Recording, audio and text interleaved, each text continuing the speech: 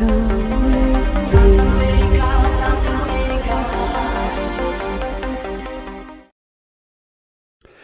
talking about monsters, real monsters, monsters that once walked side by side with humans. A long time ago, our world was filled with monsters, and there's countless legends that describe that. Now, the world we live in today is much different than it used to be, and the monster population has dwindled.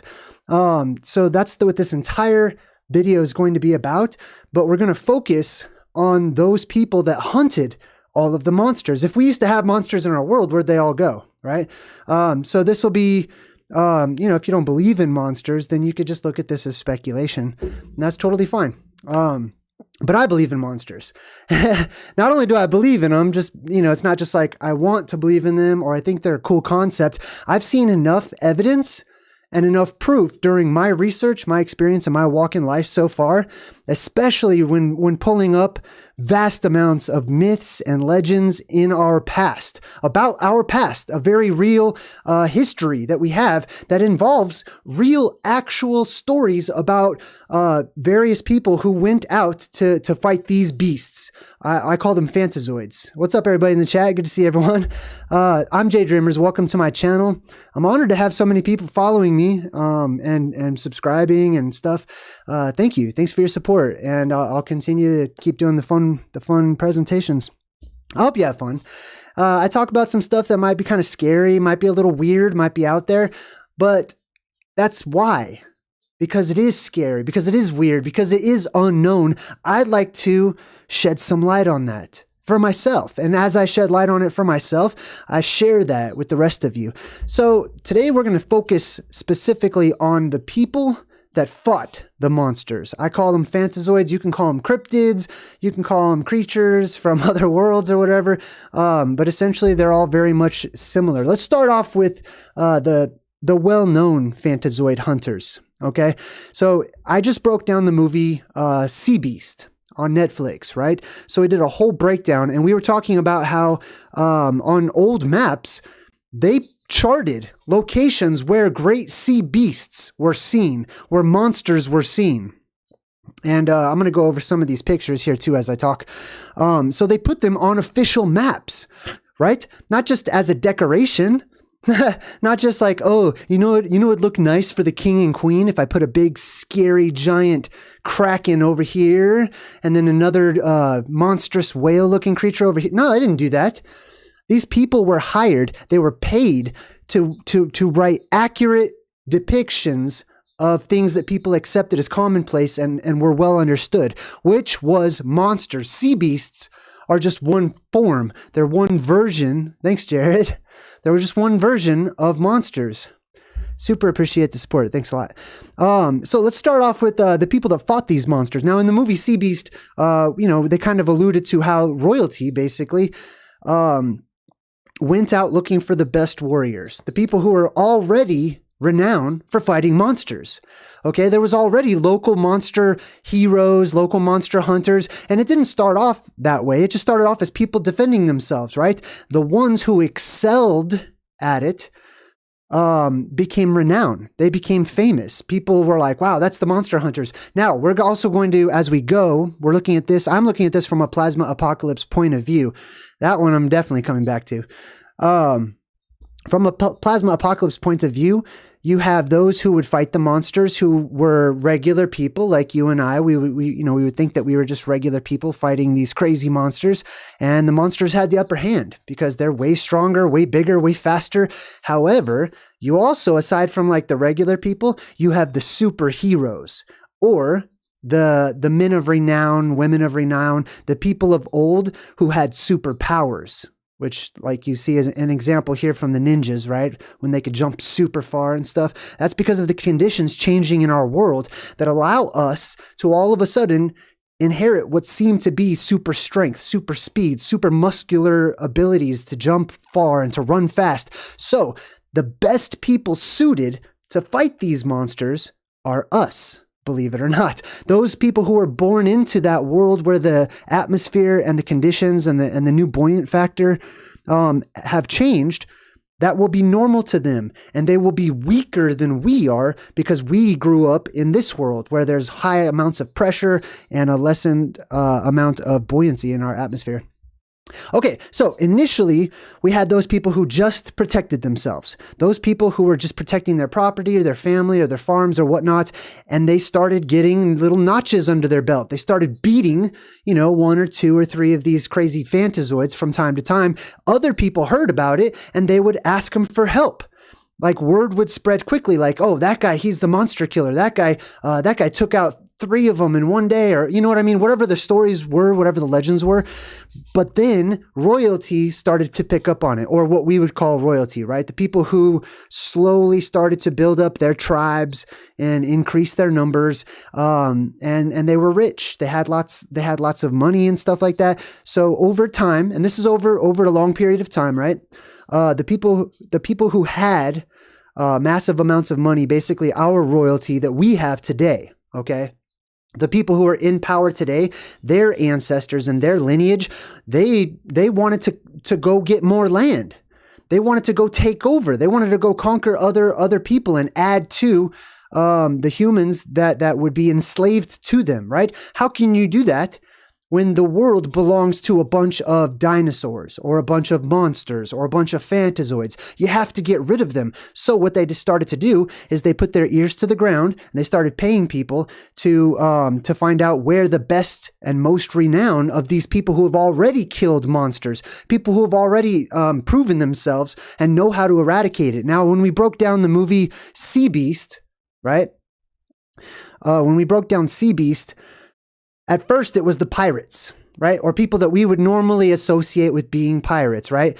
These people lived out on the water, and they would go kill sea beasts. They would go kill huge, monstrous beasts that were oceanic, that lived in the water. They were aqueous, right? And that's how they made their living, right? They figured out, wow, I know how to. I'm not afraid. I know how to fight these creatures, and I can make a lot of money selling the creatures' parts to other people as trophies, as potions, or just for protection, offering their services. People would come up to these people and just say, "Hey, look, here's 200 pieces of gold. We have a problem. We need you." It's exactly like the TV show The Witcher. I'm sure some people in the chat probably already are making the connections, right, with much of our fiction and our fantasy and our legends and lore and our stories that we have today.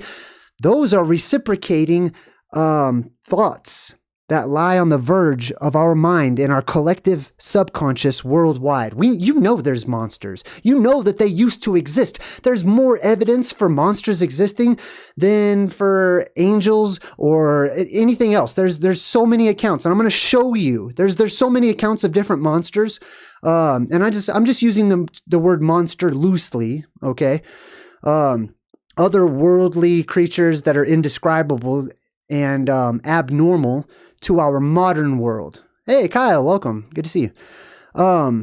So anyhow, what they did is they started putting together teams. They would hire individuals to go handle problems. Then they got those individuals together in groups to handle bigger problems. And then once the royalty had enough money and stuff, and they started recruiting armies for their human business or their human little wars or whatever, then they decided we could just pull all the money that we're losing paying these monster hunters, and we could just order our own people, our armies or our navies or whatever, to go fight them. No matter what, we've got a lot of numbers. I'm pretty sure we can make it happen. So what did that do to the monster hunters? Essentially, they had 2 choices: go into business for themselves, right? And which that would be seen as an act of defiance against your king or your queen, right? So that would also tarnish their name a little bit. They would be seen as like somebody that doesn't support the system or whatever, right? So the kings and queens, they would get their own personal elite group of monster hunters. So throughout history, ancient history, I should say, you've got your kings and queens, your royalty, your royal bloodlines, and they have their regular navy, their regular armies and stuff, but then they always have a special elite force, right? Now let's think about this. I mean, we could apply this to the modern day and say, oh, and make many excuses for it. But I have found that most of the world's secrets that are revealed to me through signs and wonders and symbolism and all kinds of other natural ways, the world speaks to me and it says, hey, these secrets are understood if you think like a child. Not that you have to be childish or immature, but if you have more of a childlike, open mind, creative mindset, right? For example, let's talk about, I'll give you the example of the knights, the medieval knights. I know I'm not the only one who has seen them in all of this heavy armor, right? First of all, the armor itself is all metal, plate metal and stuff, you know what I mean? Like huge, bulky, tiny little slits and stuff. And I know I'm not the only one who has thought to myself, I could take that, dude. Like, dude, that doesn't look like very good armor. That doesn't look like something that you would want to fight people in. Oh, by the way, look at that flag. Both of those flags. That one's got like the Triforce. That's a real picture. That's not like an AI picture. And that one's got the Tet. You see that? I wanted to point that out just in case I miss it later on. But anyway, yeah, all of that armor and stuff, it's not useful in human combat for the most part, right? For most situations, you want to be agile, you want to be able to move and duck and move quickly and stuff. And of course you might need, a shield or something like that, but it stands to reason, and it makes more sense to people like myself, that the reason that they had all of that bulky, heavy, hard armor on, usually metallic, is to fight beasts. They were fighting monsters. They were fighting creatures. It wasn't all of them either. It was always the special elite group that were commissioned to go out to places that were known. It's not like they just roamed the countryside. I'm sure sometimes they would. Actually, I have a story about a real account, okay, about how an entire country did scour the countryside for a great beast. And I'll share that story with you here in a minute. But one example is the samurai. Right? In ancient Japan, we had the samurai. The samurai, before they were samurai, they were ronin, essentially, or ninja. Ninja and samurai are very similar. Ninja, believe it or not, or the shinobi, they're more legend and mythic than the samurai are, actually. But look at this guy. Like, he's ready to fight a beast, man. He's ready to fight. That's not for fighting people. I'm telling you right now, it's not for fighting people. But before they were samurai, they were ronin. They worked for themselves. They were independent contractors, right? It's what they were good at. And, they've had the experience to do it. They've had notch after notch of actually getting their hands dirty, killing monsters. And it's not just that they were brave, right? Anyone could be brave. It's that they were brave, they were willing to do it, and they studied. They had, the reason they were brave is because they had the knowledge of studying and experiencing these creatures. Just like I've mentioned many different times, when we talk about Fantazoids or mythic creatures or monsters or whatnot, to take mental notes, right? Even in the movies that you watch, even in cartoons, even in books and stuff, the ways that these characters are usually, acting in their portrayal of fighting monsters or being around the monsters, you can learn a lot of truth that has been passed down over and over and over through comparative mythology. So the samurai are an excellent example. Now, what happened? In Japan, they would go gather up the ronin. They would go gather up the monster hunters, right? And then they would commission them to actually work instead of saying, hey, instead of going from town to town offering your services, right, for money, because obviously you want to make money, right? Or food or a place to stay or whatever. How about you stay with us in our kingdom? We will pay you very handsomely, more than the town people ever could pay you. And they just made an offer that they couldn't refuse. Same thing with medieval knights, right? We always see the medieval knights, all this plate armor, huge bucket heads, little tiny slits in the eyes. I mean, how many people have gone trick-or-treating when you were a kid and you had just some Halloween mask on that had little slits in the eyes? You can't breathe. You can't see. You're bumping into all kinds of stuff. You're hoping that somebody, leads you in the right direction. There's no way No way that those knights were made to fight each other. Now, I will tell you, all of these classes of monster hunters that we're going to talk about and discuss, real monster hunters, by the way, not fiction, not story, not something made up, definitely not a video game. It sucks because I'm getting a little off track, but while researching this is actually something that's very difficult to research because of the abundance of so-called fiction that is now out there, or video games. Like if you just type in Monster Hunter, you're going to get the movie, or you're going to get a video game or a board game or something. Not actual real legends, real accounts, real stories, and there's plenty of them out there, right? So we had the knights, the medieval knights. They fought the dragons. Everyone knows this, right? It's common knowledge. Like knights fight dragons. You know, you don't have to study anything about history, and that's going to be an image that is stuck in your mind. What did they fight them with? Bam. You see those tools right there? Almost always when they're, I mean, it depends on the creature, of course, right? There you have to have the right tool for the right job, but typically they had weapons to keep that thing away. So I'm going to fight you from as far away as possible. So they had long javelins and long spears and lances and pikes and arrows and bows and stuff like that, right? So medieval knights were commissioned by the kings and the queens and royalty of various types in England, across the UK and other places, to go find these locations. These were known locations, and the king and queen would pick up ear of it. They would send their warriors or their heroes or whatever to go take care of the problem, and then they would gain from the situation, having fixed it for the people in that land. They would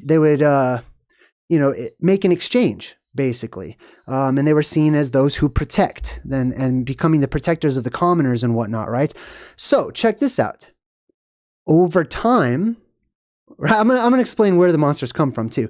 Over time, the monster population starts to dwindle for many different reasons, okay? One, they all appeared all at once, okay? And I'll explain why in just a minute. Or you can remind me in the chat. All these monsters worldwide appeared nearly all at the same time, not slowly over millions of years. They weren't evolving and all this stuff. I mean, they were adapting for sure, right? But they all appeared all at once, and then it was truly survival of the fittest. They had to find shelter. They had to find a place to live. They are in a new world. They don't come from this surface world where we live right now. They come from above. They come from below. Or there's a third class, which are those creatures that are native to us, that we are used to, that grow to gigantic sizes. And they become what I call Fantazoids as well. They're gigantic class creatures. We still have some. They're called lions and tigers and elephants and bears and all those things, but we're just used to seeing them, right? A giraffe. I'm going to come back to giraffes in a minute. So we had the samurai. We had the knights of medieval legend. We had the gladiators as well. So check this out. Nobody knows where gladiators started. There's no record of the first gladiator fight. There's speculation all over the place, all over the internet, right? The legends say that the first gladiator combat match was at some famous guy's funeral. And so they're like, hey, you know what would cheer everyone up? If we had some other humans fight each other to the death. Does that even make any kind? I mean, don't get me wrong. The world doesn't make sense in general to me ever.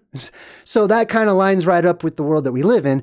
However, you know what I mean? Like, you want to celebrate this guy's death by having people fight to the death during a mourningful occasion? It's ridiculous. So my theory is that the gladiators they used to be wandering monster hunters, right? Or at times, right? They were commissioned to go out and fight these creatures and these beasts and stuff. And oftentimes the gladiators were seen as being very powerful people, or strong people, I should say, right? And oftentimes they were wanderers. They were picked up. They were vagrants or vagabonds or wanderers or nomads. And if they got captured, then they would essentially be made into slaves and told, you're going to go fight the monsters, whether you like it or not. Well, when the monster population dwindles, that's me. When the monster population dwindles, then what do all of a sudden, right? You're generating all this income, all of this allegiance. You have the people entertained and happy, but you're running out of monsters to fight, right? Because they would capture monsters too. They wouldn't just go out and kill them. The ones that they were able to, they would capture them, bring them in, and then they would put them in these enclosures for the sake of entertainment. And then they would make sure that they would have their best fighters fight them. And this is where you have gladiator combats, right? Let me check out the word gladiator. Let's see where this comes from. So it says here, gladiator is a Roman swordsman from the Latin gladiatrix, which is really interesting because that's a feminine suffix. Gladiatrix. It sort of means a state of being. So the male version is gladiator. So tor and trix are the suffixes there. A fighter in the public games, a swordsman from gladius, which means sword. Very interesting, right? But let's take a closer look at glad or gladius, right? Now, eus at the end, that suffix from gladius, that just means like my strength or my strong one, or somebody that is revered, essentially. It sort of means like a hero of old, or it implies that. Now, it comes from the word glad, right? Like, I'm glad that JayDreamerZ is doing a live stream. Same exact word. Glad comes from an old Proto-Germanic word, which is gladas, right? The word az is just a suffix. Glad comes from gel. Gel means to shine. So the gladiators, well, let's break it down more. Glad comes from gel, and it means to shine. So gladiators had something to do with a shine, or having a shine, right? Dia is a root that basically means to split. And by implication, it means two. That's where we get duo and deuce and stuff like that, right? So the gladiators were the two shines, or the two lights, you could say, and then the suffix tor. Tor, let me look that up real quick. Tor means, it's the male version of trix, and it means a rock or a crag or a hill, which we've talked about before, right? There's also the suffix tor, which means a quality or a state or a condition. So it could be either one of those. But either way, we've got mountains, lights, hills. The gladiators were associated with the shine that meant to split. And by extension, that's where you get sword from, basically. So they were the shining ones. They were the ones that had shining armor on them. They wore metal. They had swords and stuff like that to kill these beasts of old. All right, one second. Let me get rid of some of these web pages. I got a lot of stuff open. Sorry if it skips a little bit. My videos have skipped every once in a while just because I've got a lot of stuff on the computer.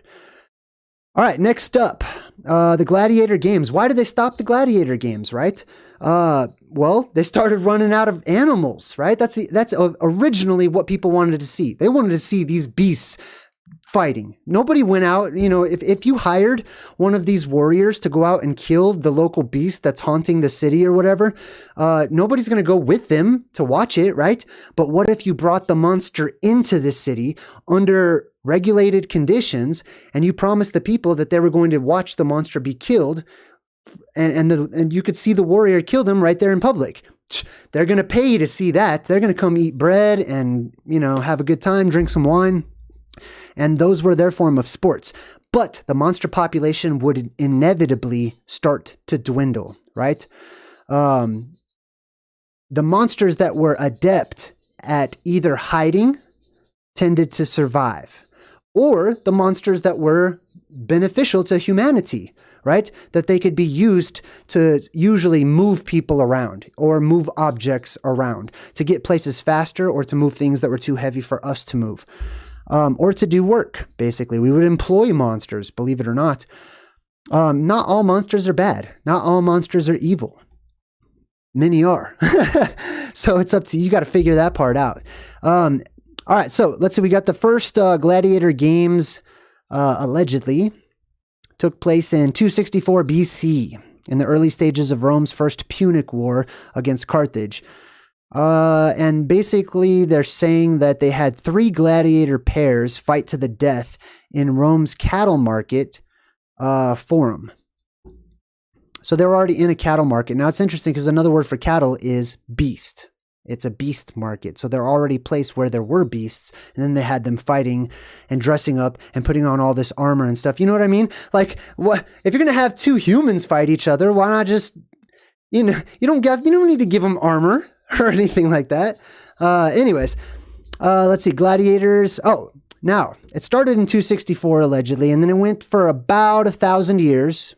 Really strongly for about, I want to say like 500. And then it started to die down during the early Dark Ages. Why? Because the monster population started to die down right around that time. There were knights going about. There were pirates and fleets of armadas hunting these beasts that were known. People knew where they were, right? It was common knowledge. Either that or they were terrified because the beasts were hiding from them too. So that was the first gladiator games. The origin of gladiatorial combat is open to debate. So that means it's open to my theories that I'm presenting with today. So they don't know a lot about the origins of the gladiators. I say they were monster hunters. I say that they got caught up in monster hunting, and as the monsters dwindled, and as the monster populations dwindled, so would the gladiators and stuff. They would have to try to find, they were still skilled fighters. They were still really good at what they did, but now they had to sort of adapt to the changing situation and the changing times. Speaking of the elite guards, we also had another one called the Praetorians. The Praetorians were the bodyguard of the ancient Roman emperors, and Constantine disbanded them in 312 AD, right? Or right around the same time whenever the gladiators started to die out and people were getting rid of them. It still went on for a while, but it wasn't as popular as it used to be, and they definitely didn't fight monsters anymore, right? They actually replaced monsters with other less dangerous types of creatures like tigers or bears or, whatever types of animals that we would call animals. They would put them in the ring. And then we started running out of those. They just had them fight each other, right? And then after a while, that lost its flavor as well. So the Praetorians, I believe, were possibly an elite force that were meant to deal with monsters. You've all heard of Alexander the Great. Did you know he was a monster hunter? That's right, he was. He didn't just go and expand territory.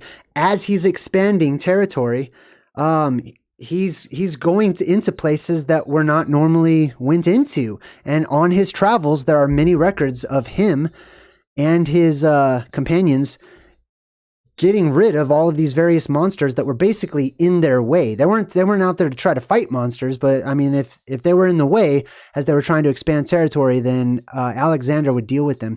So here's some examples here. This is from about esoterics.com has this story, and at first they're talking about the Zoroastrians and how basically the Persians didn't really look too highly upon Alexander for obvious reasons. However, in their historic writings, they wrote about how he slayed monsters. Let me read this to you. It says, sometimes referring to him as Iskander or Sikander, even the Persians had to admit that Alexander had some mad skills at dealing with monsters. Most folk in antiquity that dealt with monsters got their macho on, slung a sword, and waded in swinging. Alexander figured that he had cash, troops, and a busy schedule filled with places to go and peoples to conquer. So when it came time to deal with the nasty dragon around Habash, which is modern-day Ethiopia, instead, he opted to buy and skin a few cows, fill them with poison and naphtha, which is like napalm, had his soldiers feed them to the dragon, and then watched the fireworks. And the only reason that he was bothered was that the dragon happened to be blocking the mountain pass that he wanted to march his army through. Medieval knights and saints wanted a lot of credit for slaying the odd dragon here and there after epic single combat, saving the maiden and defending the kingdom. Alexander thought of dragons as mere roadblocks, and like most roadblocks, considered them susceptible to creative application of explosives. Then it goes on to quote, now this next part is a quote from an ancient Persian source, Ferdowski Shahnameh from 977 AD in chapter 27. Pardon me. Listen to what he says about Alexander. Now, remember, they didn't call him Alexander. They called him Sikander. So, Sikander, at the dragon's feeding time, chose troops and bade to give it naught that day. The dragon, when its hour for battening was over, came down the pass like fire. Sikander bade his troops shower thereon their arrows swiftly. That ladly dragon drew one breath and sucked some warriors in. The son of Philacus bade to beat the timbrels and the kettle drums, enkindle mighty fires, and make a blaze in every quarter.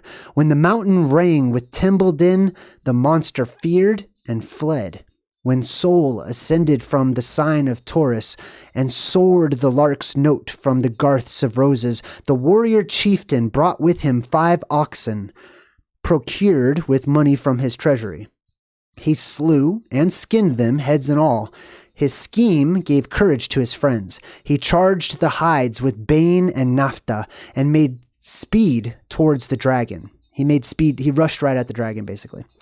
Blowing up the skins, he called upon the giver of all good, and bade men pass the hides along from hand to hand. As he drew near the dragon, it appeared black like a cloud.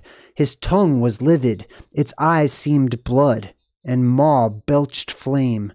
They cast the oxen down from the mountaintop and closely marked the dragon, which engorged them, swift as wind, or ever they had left their warriors' hands. Now, when its frame was hide-stuffed, the bane had spread throughout its body. It pierced through the entrails and invaded brains and feet. The dragon dashed its head on mount and rocks. And thus, a long time lapsed while all the troops showered arrows on it, till that mountain form, that hunter, fell. Thence fared the host with speed, and left in scorn the dragon's body there. Okay, so that was kind of written in some older speak, basically. But basically, Alexander, the Persians have an account of him.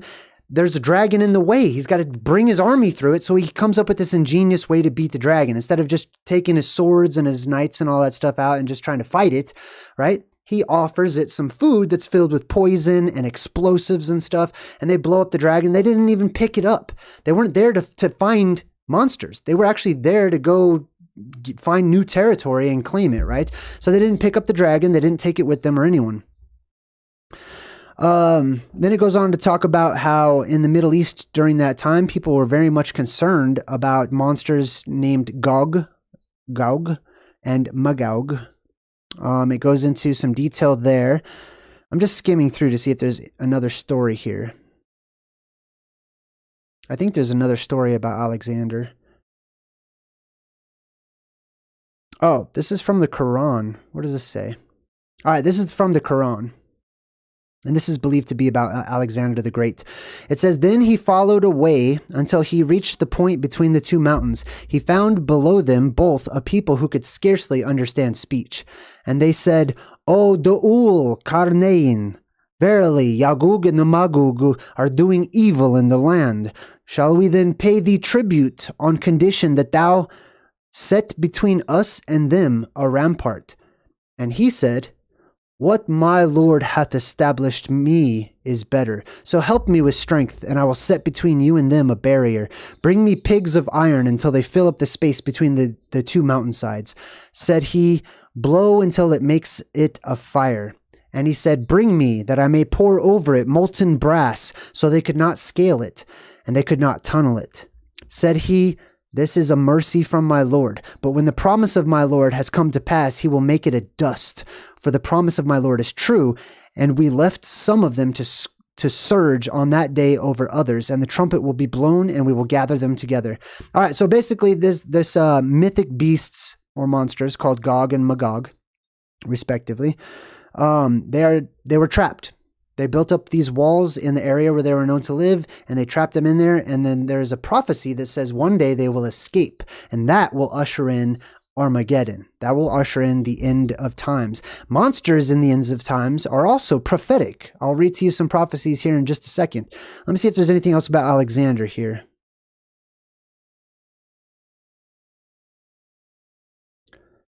It does talk about how he encountered some extremely large vulturous birds.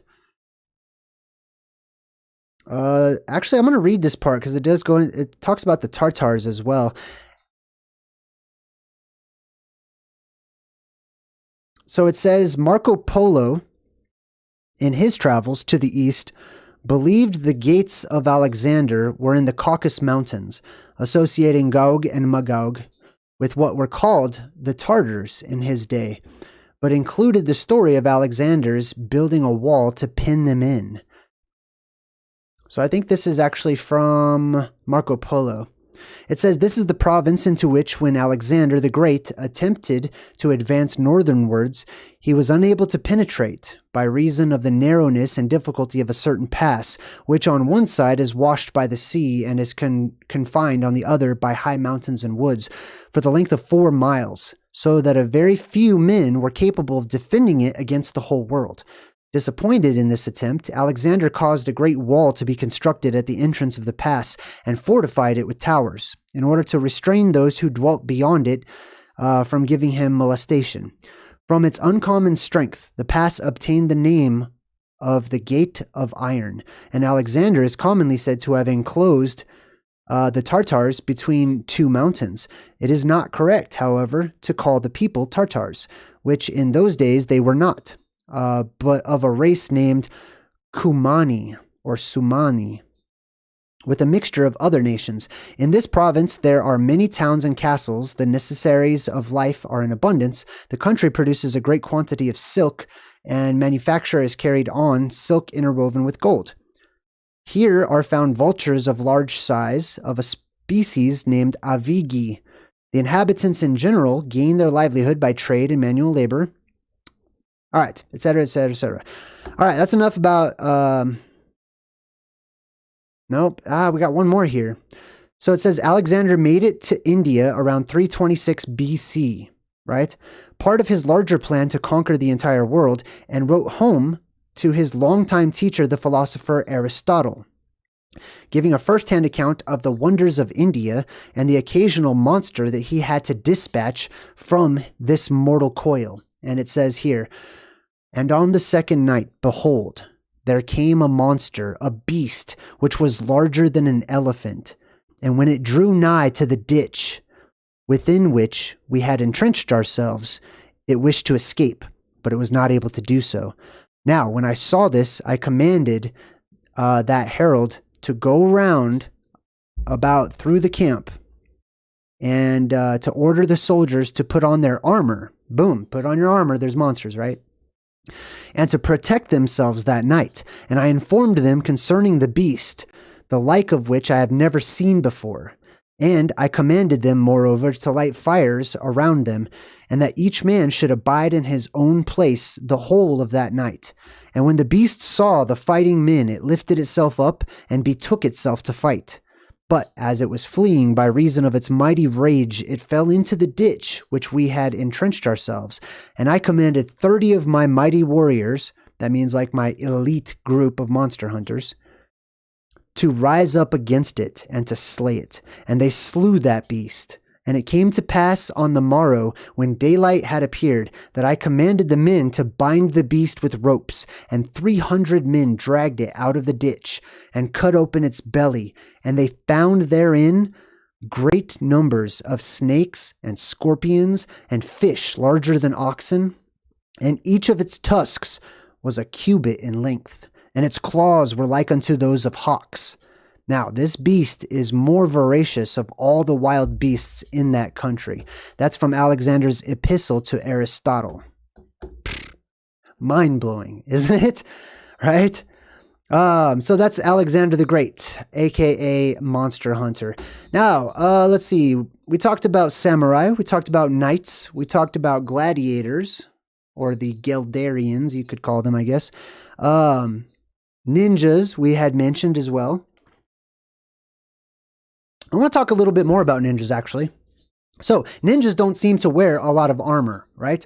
There are those who need armor, and there are those who have less need for armor. So for example, if you have Superman and he's fighting some crazy bug-looking giant, monster or something, he doesn't have need of armor. He's the Man of Steel, right? He is a superhero. And like I said, there will be those born into the new conditions after the plasma apocalypse, and they will be regular people. They will be weaker than you are. They will be weaker than I am if we are to survive into that new era and that new age where the conditions in our world are altogether changed, basically. Let me double check and just make sure we're still live streaming. I get worried whenever I have so much stuff on my screen and I can't see the chat anywhere. I don't even know where it is. Oh, there we go. Okay, cool. All right, looks good. All right, so ninjas. Ninjas basically, I believe, were very likely to be those who are survivors of this world, right? They go into the next world with superpowers, right? Super strength, super speed, strong muscle conditions and stuff. And so they wouldn't need a lot of the extra armor. It's also possible that, maybe they had like just light armor on, and then they would put black over it in order to, to be more incognito. Well, after they were done fighting monsters and stuff, then everything became very boring to me personally. It became political, right? They hired ninjas and samurai and knights and other types of warriors to meet their political gains for royalty and for the leaders of the free world, basically. Pirates, also same thing, right? Pirates started off as not people who would go and just rob other people or whatever on the high seas, but they're out there fighting monsters, and they made money fighting monsters. When the monster population dwindles and all of royalty says we don't need your services anymore, we'll just go ahead and use our navy or our own armada that we've built up, right? That's when they start to become pirates. That's whenever they start attacking the Royal Navy, taking all their money and stuff, and then leaving and taking off, right? Then that's more of like the thieving type of pirates that paints the cartoonified picture in our mind. I don't believe they started off that way. Another good example is like the Mandalorian. That's a great example. Like, why does he, you know what I mean? He's got all that super armor, basically just fights a bunch of Fantazoids and whatnot. Now, I'm going to talk about some examples. Pokemon is a modern example. Basically, you have like a little world or two domes or whatever. Throw it at the Pokemon, which is a monster or a pocket monster, and it sucks them in and they collect them, right? You got to catch them all. And that's like a fun cartoonified version of real history. Okay, there were monster collectors. There were people that went out and they paid very well to have monster parts and stuff, or even better yet, like eggs or monster young.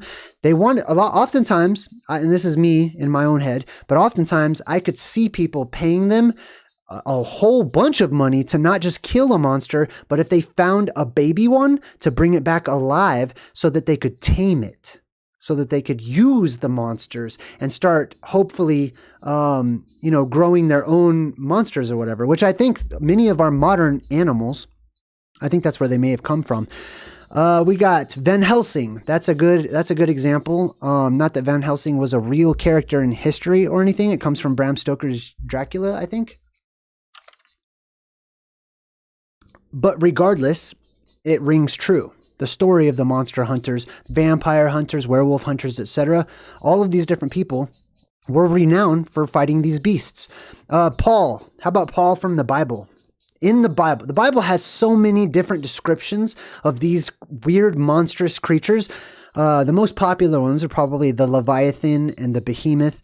They reference the Greek gods of old. They reference or seem to reference in some places vampires and werewolves and stuff like that. But Paul, who wrote or who is alleged to have written most of the New Testament, says he gives this little thing and he tells people that basically he alludes to fighting wild beasts in a city called Ephesus, right? So that's up to speculation, but that could be another Monster Hunter reference. Perseus, obviously. We've got the mythic heroes of old. Perseus, Theseus, Jason and the Argonauts, obviously. Hercules, his 12 labors. His 12 labors were to hunt monsters. So he went before a king and a queen. He was known to be a strong guy who could easily smash monsters anyways. And he felt bad. He wanted some help or whatever. He wanted to feel better about what he had done. If you don't know the story, Hercules basically lost his mind, became plasma possessed, and killed his own family. So in order to sort of punish himself, he went before the king and queen and they commissioned him to go monster hunting.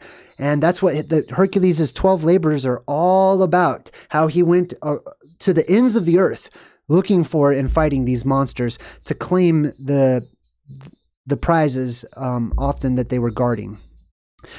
Stranger Things, right? The Demogorgon, obviously. Actually, in the new series or the new episodes of Stranger Things, they capture the Demogorgon. They put it into this little fortified arena in this prison jail type thing in Russia, and they have their own little gladiator combat with the Demogorgon. They're showing you the truth in the movies, which is my own little shout out to my own channel right there. Let's see, what else? Mutated creatures as well. All right, so let's talk about different Fantazoid types. Okay, I call them Fantazoid. I'm using the word monsters because I care about all of you, and I know you're very unfamiliar with my terminology if you're new to my channel. So let's learn the terminology. Excuse me. I call them Fantazoids, right? There are those creatures. Our world goes through a polarity shift, right? I'm sure it's common knowledge, in certain communities that the poles are moving, right? The North Pole seems to be moving about every single day, and it's going into flux. It's getting ready to go into complete flux where it will hit a neutral point and then flip. When our polarity of our world flips, our electromagnetic polarity, that is when the apocalypse happens. That is when the world will depressurize, and a hole will open up in the sky. That is the time when these alien creatures, right? Some of them bipeds like us, some of them quadrupeds, some of them multipeds. Ped just means foot, right? These ones I'm going to talk about a lot, right? These ones are probably the scariest ones. I call them the devil dogs, basically, or the hellhounds, right? They're monster dogs, okay? And they're probably related to our common canines that we have today. I think that they just sort of evolved or adapted very quickly to the world that we live in. And it may be that they were captured and made tame, right? Actually, I think I showed you guys a picture from a medieval bestiary of that knight who seemed to be feeding that devil dog, and he had a little baby one in his arms, and he was like trying to get it to come with him, right? Isn't that interesting? I'm sure that picture is going to show up in the background while I'm talking. But anyways, damn, where was I? Oh, I was talking about where they come from. Where do monsters come from, right? Well, there's different places, but basically much of this happens during the apocalypse. The sky opens up. There's a huge reversal in the buoyant factor in our world, okay? Because a lot of our atmosphere escapes. When our atmosphere escapes, Archimedes' principle dictates that there is an equal buoyant force that will push everything up from below. So for a little bit, you'll have things actually floating up into the air. But once it dies down and the polarity starts to fix itself and right itself, then things float back down to the surface, right? But when they land, there is still an increased buoyancy factor because there's way less pressure in our world, which amplifies or seems to amplify your strength. Right? Everything will be less dense. Everything will weigh less in this world. So you keep all your muscles that you have, however, whatever muscles capacity you have right now, whatever your muscles looks like, will be infinitely stronger than everyone who is born into that world, with exceptions, of course. I want to talk about these too, the Pegasus and what do you call them? Centaurs and stuff. I'm going to come back to them. Hopefully I'll remember that. So anyways, some monsters float down from the sky. Okay. This is corroborated. This is I'm sorry, but this is like so serious. This is all throughout Native American cultures worldwide. I mean, not Native American, Native cultures worldwide. They have prophecies that relate these usually white, holy creatures, these heavenly animals that come down from the sky that are seen as a harbinger of the apocalypse, or as a sign that, you know, maybe some sort of a savior figure, or the gods are coming back or whatever. And quite often, the leader of the gods or angels or whatever you like to call them is riding on top of one of these white creatures that comes from space, floating down into our world, right? Jesus himself is said to come back on a white steed, a white horse, right? To some, it was a white flying buffalo. To other people, it was some other white animal, right? Now, they called them according to the animals they're familiar with, because what else are you going to do, right? They don't know what the actual name of some Fantazoid is or whatever, right? They've never seen one before. So you've got those monsters that fall down from the skies. It rains monsters, right? They come down into our world by the thousands. There's also many monstrous creatures under your feet. Right now, as I make this live stream, way down under the surface world where we live is the underworld. And in the underworld, everything is gigantic. And there are many, many legends, thousands of legends about creatures huge and gigantic and terrifying that roam the inner cavernous areas of our world, right? And then thirdly, I should say, we also have the gigantism in our own world, right? Once we go through that polarity shift or that polarity reversal and everything floats back down, conditions in our world will change so that they suit and support gigantic growth in our world. So this happens every other cycle.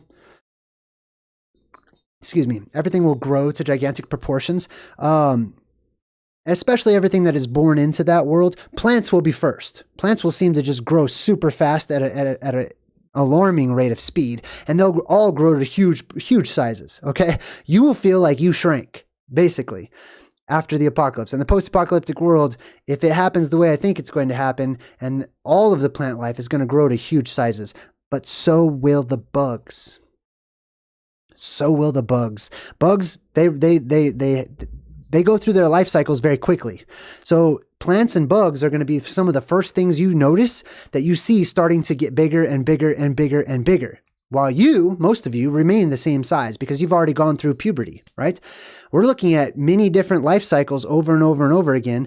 And then plants, they're capable of gigantic growth and gigantism at an alarming rate of speed, okay? And then the insects follow, and then the animals follow, and then you and I and the people and humans were last. And then our children born into that world become giants, etc.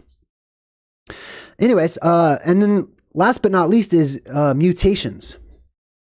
Okay, during the plasma apocalypse, plasma that surrounds this world comes down into our world in the form of intense energy. In modern fiction and movies and comic books and stuff, they will show you this, but they say it's like the gamma rays or whatever, the special,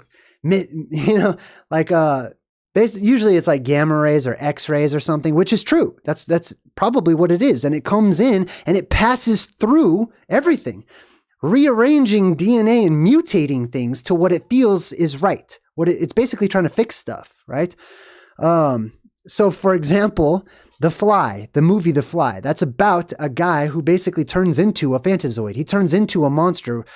Jeff Goldblum is a regular guy. He builds this electrical machine, these pods. He gets inside of it, and the pod is supposed to perfect everything. It's supposed to make everything better. But a fly gets into the pod with him, and the electricity in his pod merges the DNA of the fly with the man who is inside of it. It's because it has all this information, and it's just trying to make the best possible combination. Very likely, in my opinion, that people who have a mixture of DNA and don't have like what they would say pure DNA are probably at the top of the list to become mutated in various ways and various forms, right? So I'll give you an example. If you like to eat pig, okay, I understand. They're tasty. I get it. They're disgusting. If you research eating pigs, you will never probably want to eat pigs ever again. But If you do that all the time and you're eating ham and bacon and pigs and stuff like that all the time, and then the apocalypse happens to happen, and you have all that pig DNA in your body and all those gamma waves or whatever from the plasma rush through you, and there's all this excess hydrogen in the air that's ionizing everything, and you start to mutate, guess what you're most likely to... Yeah, you'll probably become part pig. They're like a pig person or something. Anyways, that's just an example, right? There's many different ways that could happen.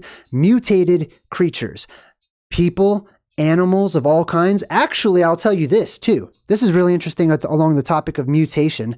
And I'm super sorry I'm not in the chat right now, but I'm just super on a roll, I guess. Or I feel like I am. I love this topic. Speaking of mutants, there is a historic account of this happening during the beginning, during the creation story of the Anunnaki. When they come down here and they start trying to form humans and stuff like that, the very first hundreds of different humans unlearn the system. Hey, good to see you.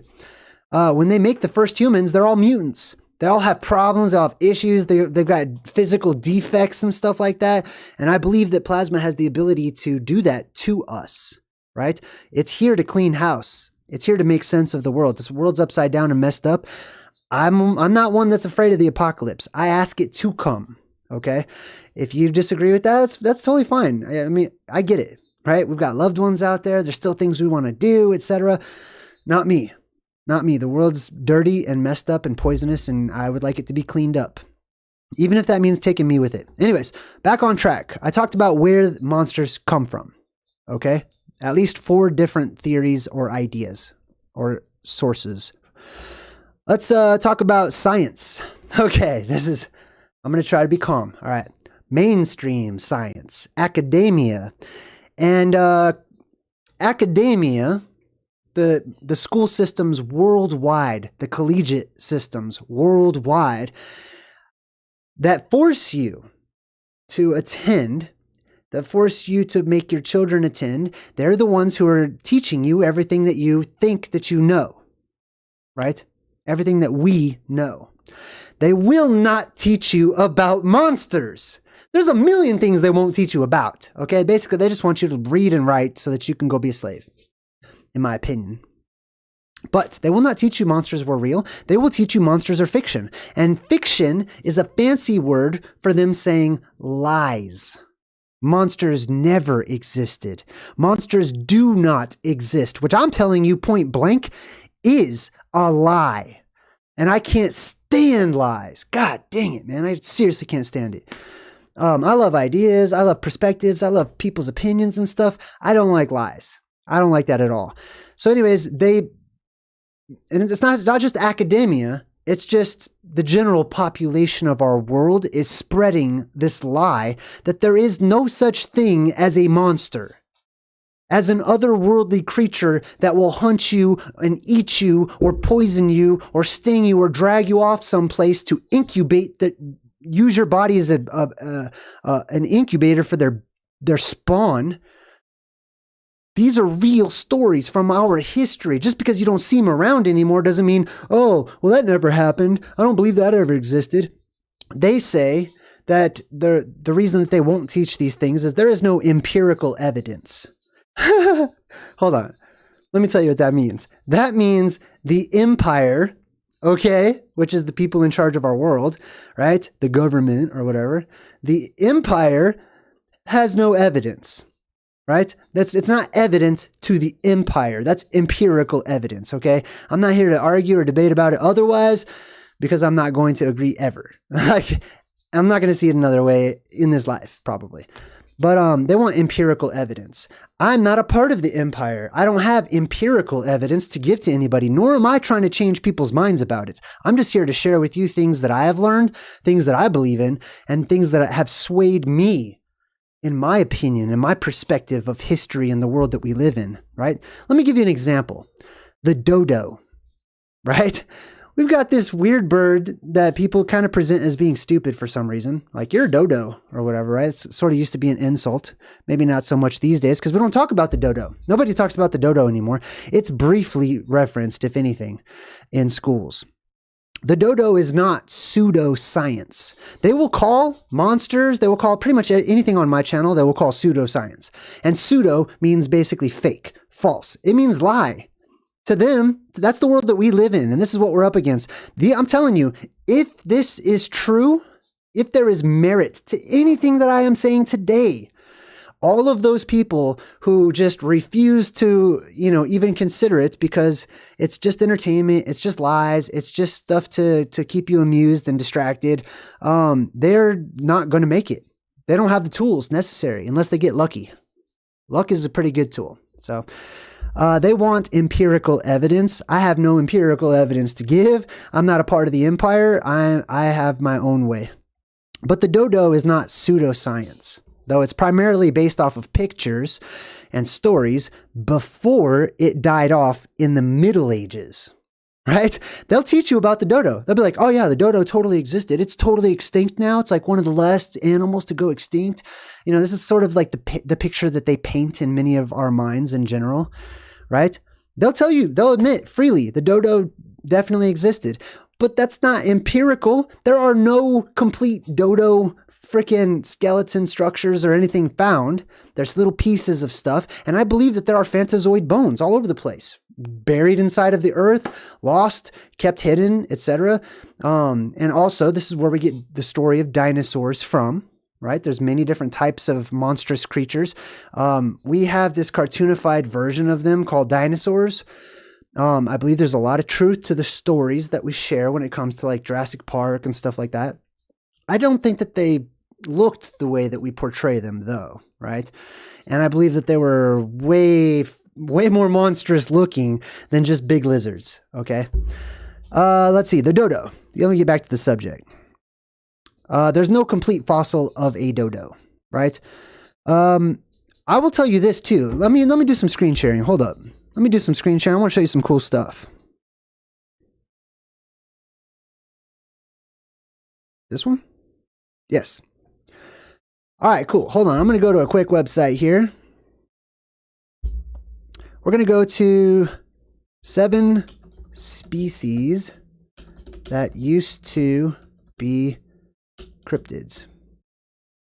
Cryptid is another word for like a hidden or unknown animal or monster. So let's check this out. I want to share this with you. So here's some examples of cryptids over my shoulder, right? Loch Ness Monster, Mothman, various serpents and giant krakens and whatnot, right? Here are animals that academics, mainstream, worldwide, all once at some point in time said, that's not real. I'm sorry. That's not real.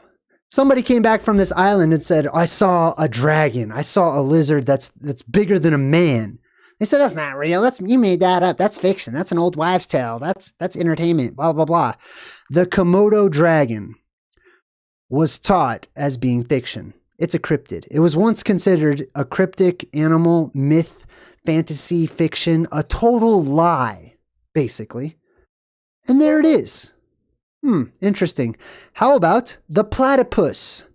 Nobody thought, like nobody in academics, regular people like you and I, the good people of the world, we have heard these stories and we've listened to those, to the old wives' tales, to the word of mouth that were passed on from person to person. And we learned how to properly divide what was being told to us so that we could weigh it out for ourselves and figure out that there's some truth to that, right? The platypus used to be fictitious. Nobody would believe that. And they didn't until they found them, right? All of a sudden they're like, oh yeah, we approve this. Yeah, totally. Everyone, we never thought that the platypus was fake. Oh, no. They'll backpedal all the way on everything. I'm telling you right now, they'll backpedal all the way on everything. How about if I was like, hey, we went into the forest and I saw a creature. And basically, I'm trying to describe it as best as I can, right? And I'm like, okay, we saw this strange, mythic-looking creature. It was part zebra, part deer, part horse, part giraffe. People are like, okay, right, okay, fantasy. Okay, did you see a dragon too? Did you fight a dragon? Then you show them a picture of one, right? Look at this thing. This is called okapi.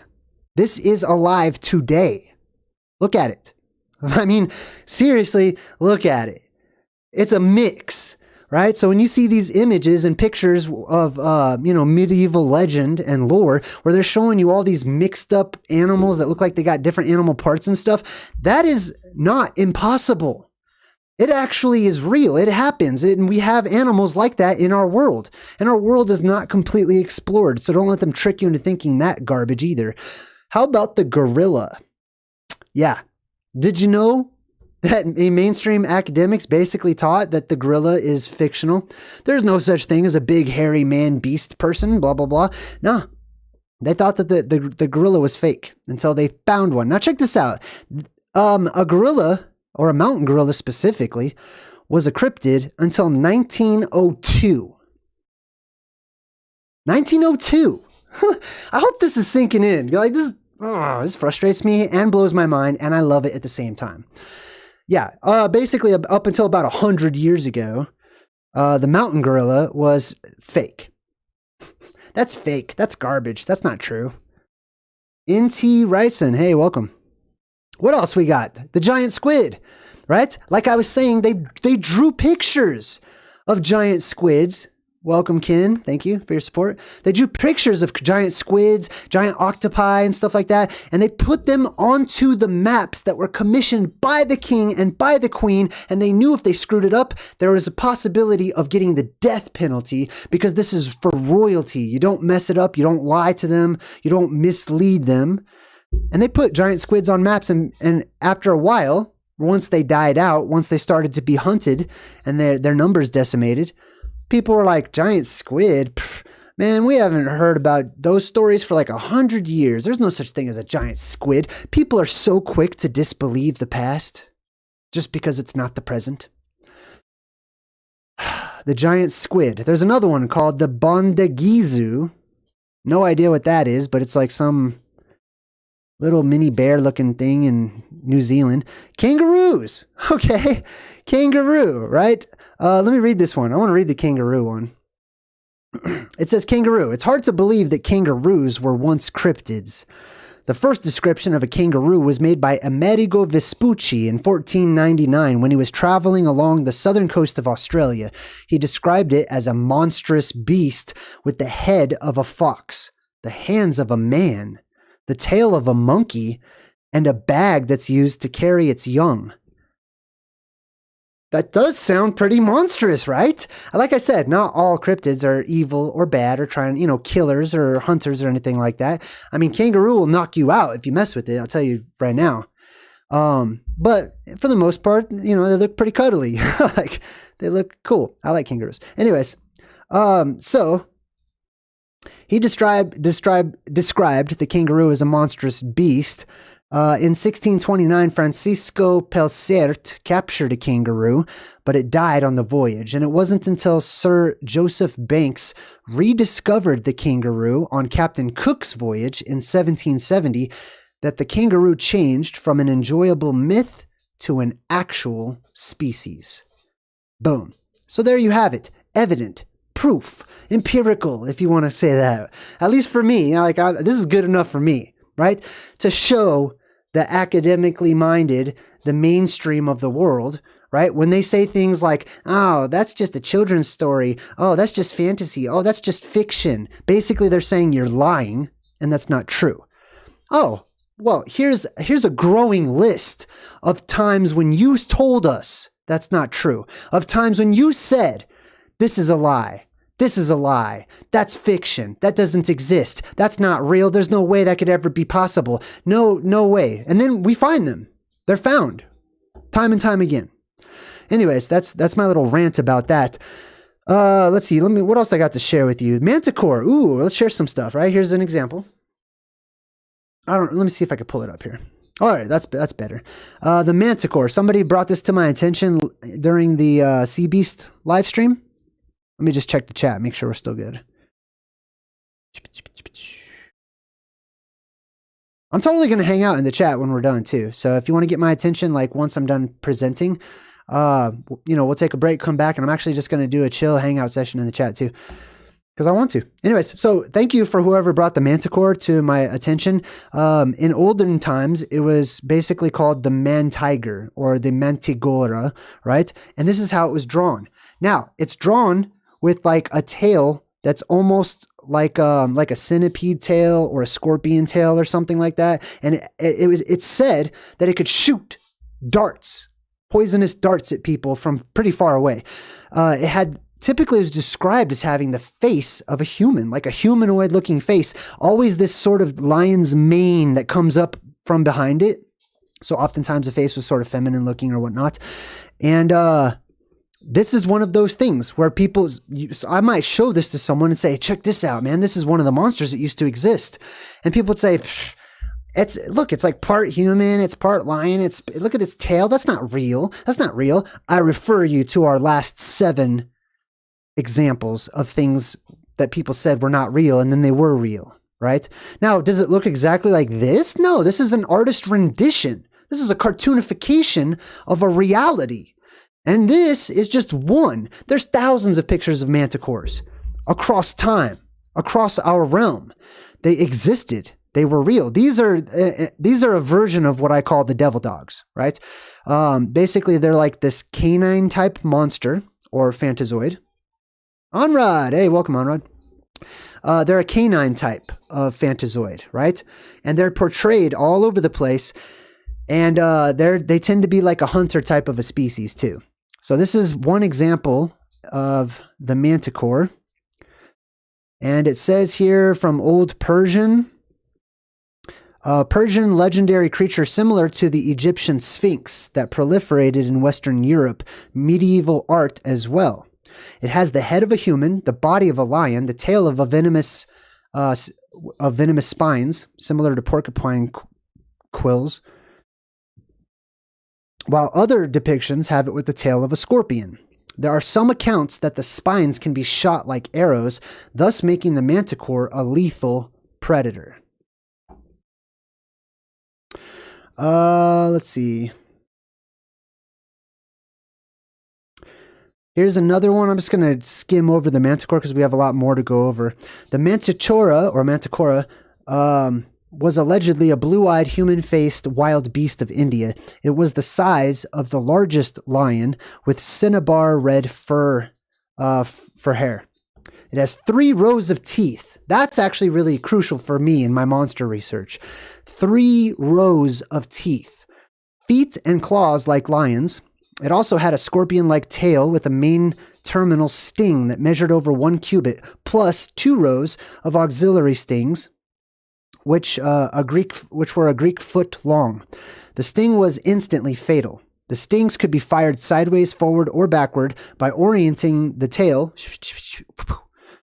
up to 1 plethron distance and range, and these stings regenerated afterwards. Isn't this very specific for an imaginary creature? Right? I mean, like across the board, it's described as if it was just truly made up. God, man, people would add so much crap to this. You know what I mean? Like it would be open to all kinds of, but no, it's similar stories across the board. It's comparative mythology. Only the elephant was immune to the poison, and it overcomes every beast except for the lion. The beast's name means man-eater, as already noted. And check this out. It says here,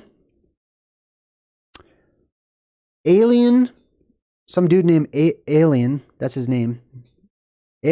Alien, citing cataclysm, adds that the manticora prefers to hunt humans, lying in wait, taking down even 2 or 3 men at a time. And the Indians take their young captive. So Indian people, native people, went and took the baby manticores and stole them, disabling its tail by crushing it with stone before the growth of the sting begins.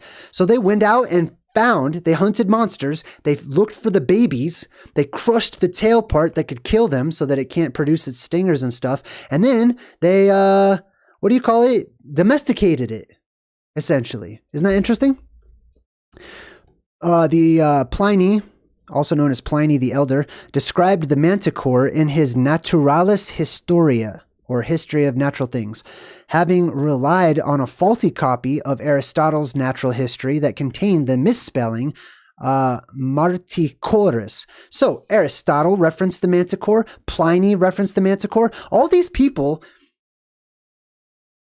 that academia stands upon their shoulders when it comes to certain things, math, certain sciences, certain beliefs, right? But when it comes to other things like the earth being completely hollow and full of monsters and otherworldly beings, which is what many of these historians also believed in and taught on and spoke about and theorized about, right? They're like, oh, no, that's been debunked. Oh my God. I think debunked is probably the worst word I've ever heard. I hate that word. Debunked. That's debunked. No, you're debunked. Get out of my face. Anyways, where was I? Pliny's Ethiopian beasts, blah, blah, blah. Anyways, there's many references to the manticore. Here's some examples here. I'm kind of in the way of these examples. Right? Anyways, there's thousands of pictures of manticores. And interesting vegetation too back then. All right, anyways, I want to skip the manticore real quick. I want to move on to something else. I forgot to mention this guy. So there's actually a famous samurai, just like there are famous, monster hunters across time, men of renown, as they're called. There was a famous samurai whose name, I call him Wannabe no Tuna. I don't know how to pronounce his name, but I call him Wannabe no Tuna. Watanabe no Tsuna. Watanabe no Tsuna. So, Wannabe no Tuna. I love that. Wannabe no Tuna was a Japanese samurai, a companion in arms of Minamoto no Yorimitsu, also known as Reiko. One of the earliest samurai to be famed for his military exploits in a number of tales and legends. Now, check this out. Let me make this bigger so you can see this part. I want you to see this. Where is it? Tsuna features in many of Yorimitsu's legendary adventures and aids him in fighting many monsters and beasts and demons. So this is a really good, if you want to, read into and study the monster hunters of old, by all means, you can glean stuff from modern fiction and movies and books and stories and stuff like that. Even stuff that's made up, you can still glean from it. But then you can also, there are real monster stories out there. There's actually sometimes people draw pictures of those accounts, like this picture behind me. It's hard to see, but it says a strange account of the destruction of the bandits by the Elite Four. And they have this huge lizard dragon thing in the background. These things existed. All right, let me see what else we got. I want to talk about monsters. So obviously, I have referenced how the Bible's full of monster allusions, right? They alluded to monsters in the Bible all throughout the place. Actually, in the book of Genesis, literally says God created monsters on a certain day. Just like he's like, on day one, God created stars and all this stuff. One of those first days of the week, the Bible literally says God created the monsters and the great beasts and the ocean beasts, or however, I'm paraphrasing, but you know what I mean? Here's another biblical reference. This is an extra biblical work called the Book of Joshua. This is one of my favorite stories. I love all the little side stories in the Book of Joshua. But it says here, and there was a day that he brought them. He's talking about this guy who owns a herd of donkeys, okay? There was a day that he brought his donkeys to one of the deserts on the seashore, opposite the wilderness of the people. Also, I'm going to time out real quick right there. It says deserts of the seashore. That does not mean the beach. Okay. Like they knew what a beach was and they knew what a desert was. Okay. The reason that they have deserts by the seashore is because whenever this next apocalyptic event happens, the water will get sucked up into the air. Most of the world's water. Some of it falls back down and creates huge, lakes and small seas and stuff like that, but there is no ocean. So the places where there used to be ocean is desert because it's ocean bottom. It's drying up and it's sand. It's going to be a desert world. Anyway, goes on to say he brought his donkeys to one of the deserts on the seashore opposite the wilderness of the people. And while he was feeding them, behold, a very heavy storm came from the other side of the sea and rested upon the donkeys. that were feeding there, and they all stood still. After about 120 great and terrible animals came out from the wilderness at the other side of the sea, and they all came to the place where this guy's donkeys were, and they stopped right there. And those animals, it's talking about monsters, or we would call them monsters.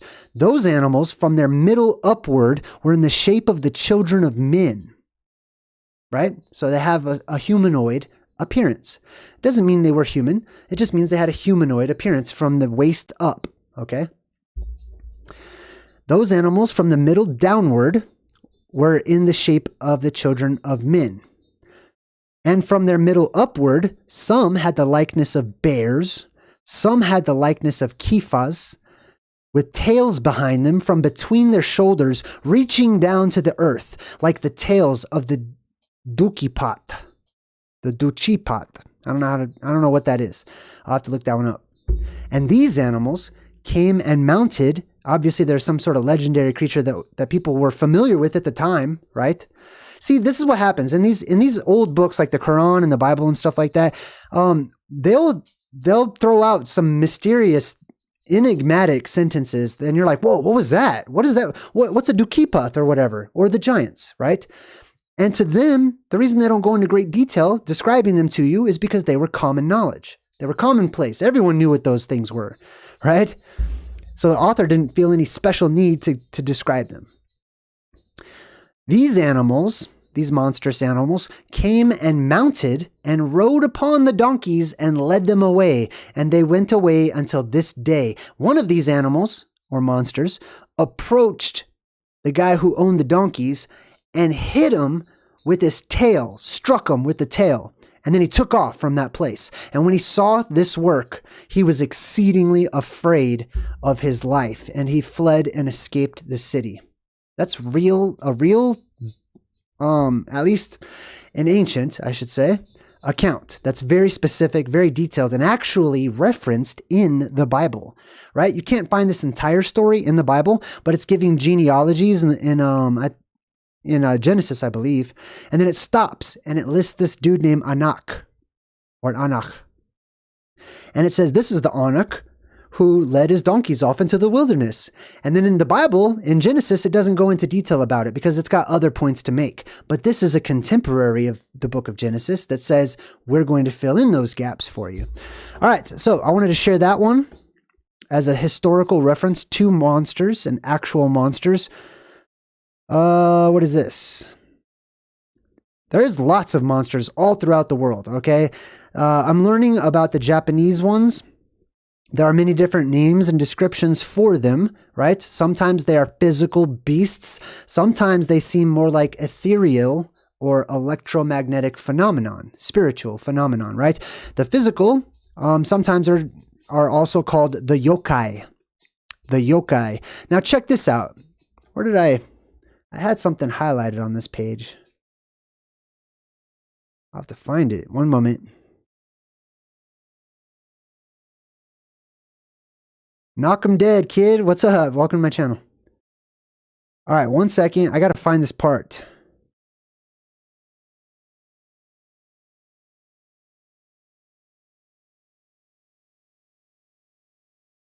Sorry, it won't be too much longer.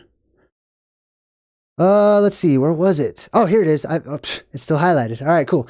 So in ancient history, in 772 AD, we'll call it, in the Shoku Nihongi, or Nihongai, there is the statement, Shinto purification is performed because yokai appear very often in the imperial court, using the word yokai to not refer to any one phenomena in particular, but to strange phenomena in general. So there were these monstrous creatures called yokai that kept on coming into the imperial court, right? So what do? You call your ninjas, you call your samurai and stuff, and you have them deal with them.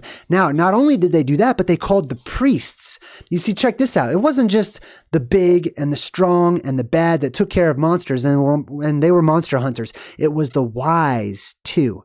It was the alchemists. It was the magicians and wizards that also had devious ways to take care of these apparitions or ghosts or monsters because they were scientists of a type and they understood how they worked. And because they understood how they worked, they understood how to repel them or how to get rid of them. Basically, they performed these exorcisms, and this is where one of the origins of exorcisms comes from, right? When you're possessed or a Fantazoid has like bit you in the night or something, and you've got some demonic demon type creatures that are growing inside of you or screwing with the chemicals in your body or your mind or stuff like that. They had people who had experience coming in, not to just to say some mumbo jumbo and some magic words out of a book and, tell the monster, stop, leave them alone or whatever. No, they had methods. Very specific methods that were lost over time because people stopped doing it after a while because the population of monsters dwindled. In the middle of the Heian period, in the Pillow Book by Sei Shonagon, there is the statement, there are tenacious monoki, as well as a statement by Murasaki Shikibu that the mononoki have become quite dreadful, which are the first appearances of the word mononoki. Let's check that one out. I want to find out what that is real quick. I mean, I've looked it up before. So just going to pull up some pictures here. Obviously, there's a lot of anime and cartoons and stuff. Oh, there's a giant wolf. Do you see that? I know it's a cartoon, but it's actually very relevant to the next story I'm going to tell you about real monsters, right? So let's actually skip this one and go straight to that story. Now, I'm particularly interested in certain types of monsters. The canine ones are very interesting to me because I feel a kinship with dogs. I like dogs, okay? I'm a dog person. So there's many monstrous dogs out there. There's hundreds of versions of monster canines, right? This right here is one called the Guhin, or the Guihin, the dog guest. And it says here, if you're walking through the forest and you hear mysterious laughter or the sound of crashing trees, take caution. You may have stumbled into the territory of the species of Tengu called Guhin. These mischievous spirits are charged by the mountain kami with the task of ensuring humans have proper awe and dread of their craggy realms. So what does Guhin mean? Let me make this bigger so you guys can read along. So what does Guhin mean? Guhin is made up of two kanji. Gu, which means dog, and in, which means guest. This is also, one could make the case that this is sort of a Japanese version of Sir Gawain from King Arthur lore, right? Guhin, or Guhin, basically means visitor from afar. It basically means alien dog, right? These seem innocuous enough, however, both have deeper associations. The kanji used in the name Tengu, which translates literally as heavenly dog, a space dog, okay? A dog from outer space, basically. Tengu originally take their name from the Chinese Tiangu, or Tiangao, a black dog of the heavens that eats the moon during eclipses. Japan took the name of the Tiangao and attached it to the Garuda, avian deities from India, to create what we know as the Japanese Tengu. It can also be read as Marebito and refers to an ancient belief in divine beings who come from afar to bring supernatural gifts of wisdom and knowledge. In ancient Japan, villages welcomed Marebito with rituals and festivals. I want to comment on that part right there, where it says, man, I've got dark mode on, so whenever it's not made for dark mode, it's like disappears. It's crazy. Ancient belief in divine beings who came from afar to bring supernatural gifts of wisdom and knowledge. I want to comment on that because I want to make this very clear in your minds. I will always teach that monsters are real, okay? Or that they, at the very least, were real, okay? As I feel like we're starting to give evidence, supporting that, right? Not all of the monsters are out to get you. Not all of the monsters eat humans. Not all of the monsters are dangerous. Of course, the ones that are tend to stick out the most in our minds, or those ones that are most beneficial to us tend to stick out the most in our minds. There are creatures, heavenly creatures or otherwise, that the myths and the legends indicate were able to speak to us. They understood our communication in some way, shape, or form. Me, I believe that it was telepathy, okay? I believe that that's possible and that telepathy will make reemerge after the apocalypse. But anyways, there's these other creatures, and I'm going to show you some examples of monsters that spoke with humans, sometimes taught humans, took humans aside and taught them mysteries of cryptids, otherworldly creatures, monsters, and then the mysteries of the universe as well, right? So not all of the monsters are just stupid, uneducated, insect-like mentalities. Some of them are pretty wise, right? And there's stories about them as well. So I wanted to point that out real quick. Here's a description. One of the oldest descriptions of a monster comes from the Epic of Gilgamesh, right? Gilgamesh goes on a quest. He realizes he's going to die one day. He's asking everyone, wait a minute, I'm part God. I'm part immortal. Am I going to die? And everyone's like, yeah, you're part human too. So yeah, you're going to die.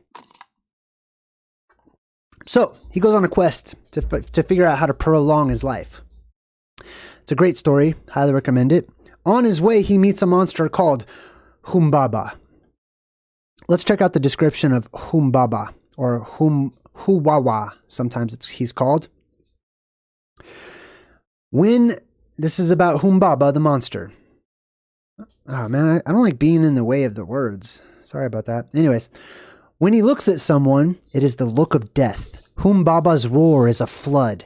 His mouth is death and his breath is fire. 100 leagues away, he can hear any rustling in his forest.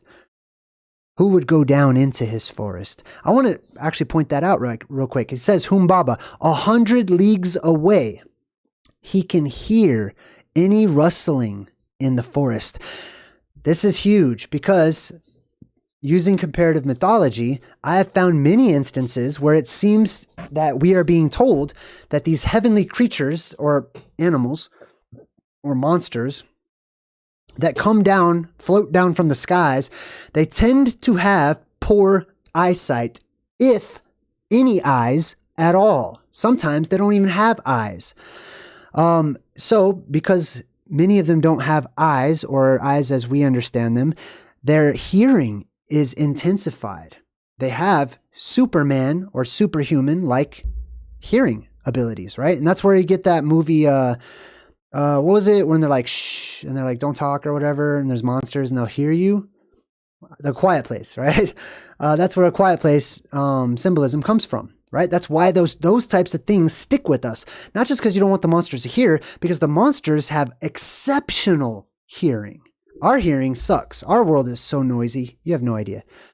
And the world to come after the apocalypse, it's going to be so quiet, it will probably bother you. Like, at least to begin with, because you're used to hearing noise all the time. These monsters are not. They're out there in space, right? All right. In various examples, his face is written in a single coiling line, that the coiled entrails of men and beast from which omens might be read. So they would take these monsters, cut up their guts and stuff, and they would cast them about and use them to like interpret and stuff like that. Another description from one translation of the Epic of Gilgamesh says that about Humbaba, it says he had the paws of a lion and a body that was covered in thorny scales. His feet had the claws of a vulture, and on his head were horns of a wild bull. His tail and phallus each ended in a snake's head. Now, was it a snake, like a terrestrial snake in our world, or is this just the person's best attempt at describing an alien creature, or what I call a Fantazoid, using things that they do understand? It seems reasonable to me that it's the latter. I'll read this last one about Humbaba. Where Humbaba came and went, there was a track. The paths were in good order, and the way was well trodden. Through all the forest a bird began to sing. A wood pigeon was moaning. a turtle dove calling in answer. Monkey mothers sing aloud. A youngster monkey shrieks. Like a band of musicians and drummers daily, they bash out a rhythm in the presence of Humbaba. So this Humbaba creature was, all the animals are alerting one another, basically saying a monster, right? Now check this out. I would like to share with you the story of a real beast that was really hunted by the government of, I think it was France. Yes, in the 18th century, so not too long ago. This article here is from thecollector.com. It's not the only one. It's just the one that I pulled up. This is a well-known story, at least in these circles. The Beast of Gévaudan. The Beast of Gévaudan. Hunting the monster of 18th century France. The Beast of Gévaudan killed and harmed hundreds of people in the 18th century France, terrorizing the entire nation. All of France was afraid of a monster, a real one, a gigantic one, a mythic and legendary creature. Okay, let's read about it for just a bit here. In 18th century France, the mysterious Beast of Gévaudan terrorized the population of a rural region. The unsolved mystery of the beast's true nature never ceases to fascinate, even today. In 1764, the soon-to-be famous animal claimed its first victim. 1764. About 300 years ago, not even that long ago. A woman attacked near Langon in the south of France. This incident could have become just another story about a ferocious, deadly beast. Instead, the story spread, and even Louis XV, the King of France, got involved. Now, I'm gonna paraphrase the rest of it because for the sake of time, okay? Basically, there's this gigantic beast, right? 2 or 3 times the size of a human, right? According to like these images that we're looking at, right? Dead bodies were showing up all over the place in France. Usually young women, right? It sort of had a preference for its taste. Now, this creature was not just eating them. So they did their investigations, right? They had their scientists and stuff come look at everything and examine it. They brought in their little French CSI team and stuff, and they examined it all. They said, no, this is not a bear. This is not a wolf. This thing is like, it was ripping people apart. And just shredding their body apart. It would only eat certain parts of the body and left all the rest of it just mangled. Body parts, heads ripped off, thrown all over the place. A beast impossible to identify. So there's different depictions of it. Now, sometimes they actually called this a hyena. They didn't have a hyena, right? But it was mistaken for a hyena because that's the only thing they could guess that it could be. Here's where it gets really interesting. Check this out. Here's some depictions of it, ripping some chick's head off. There's all these dead bodies all over the place. It ripped people to shreds.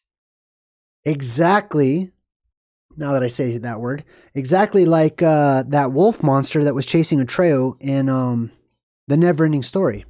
Just like that. It's kind of how I envision it in my mind too, but bigger. Right? This thing was ripping people to shreds. Hundreds of people. So many people that word went all the way to the king. Now remember, royalty, they used to deal with these people. I mean, with these creatures.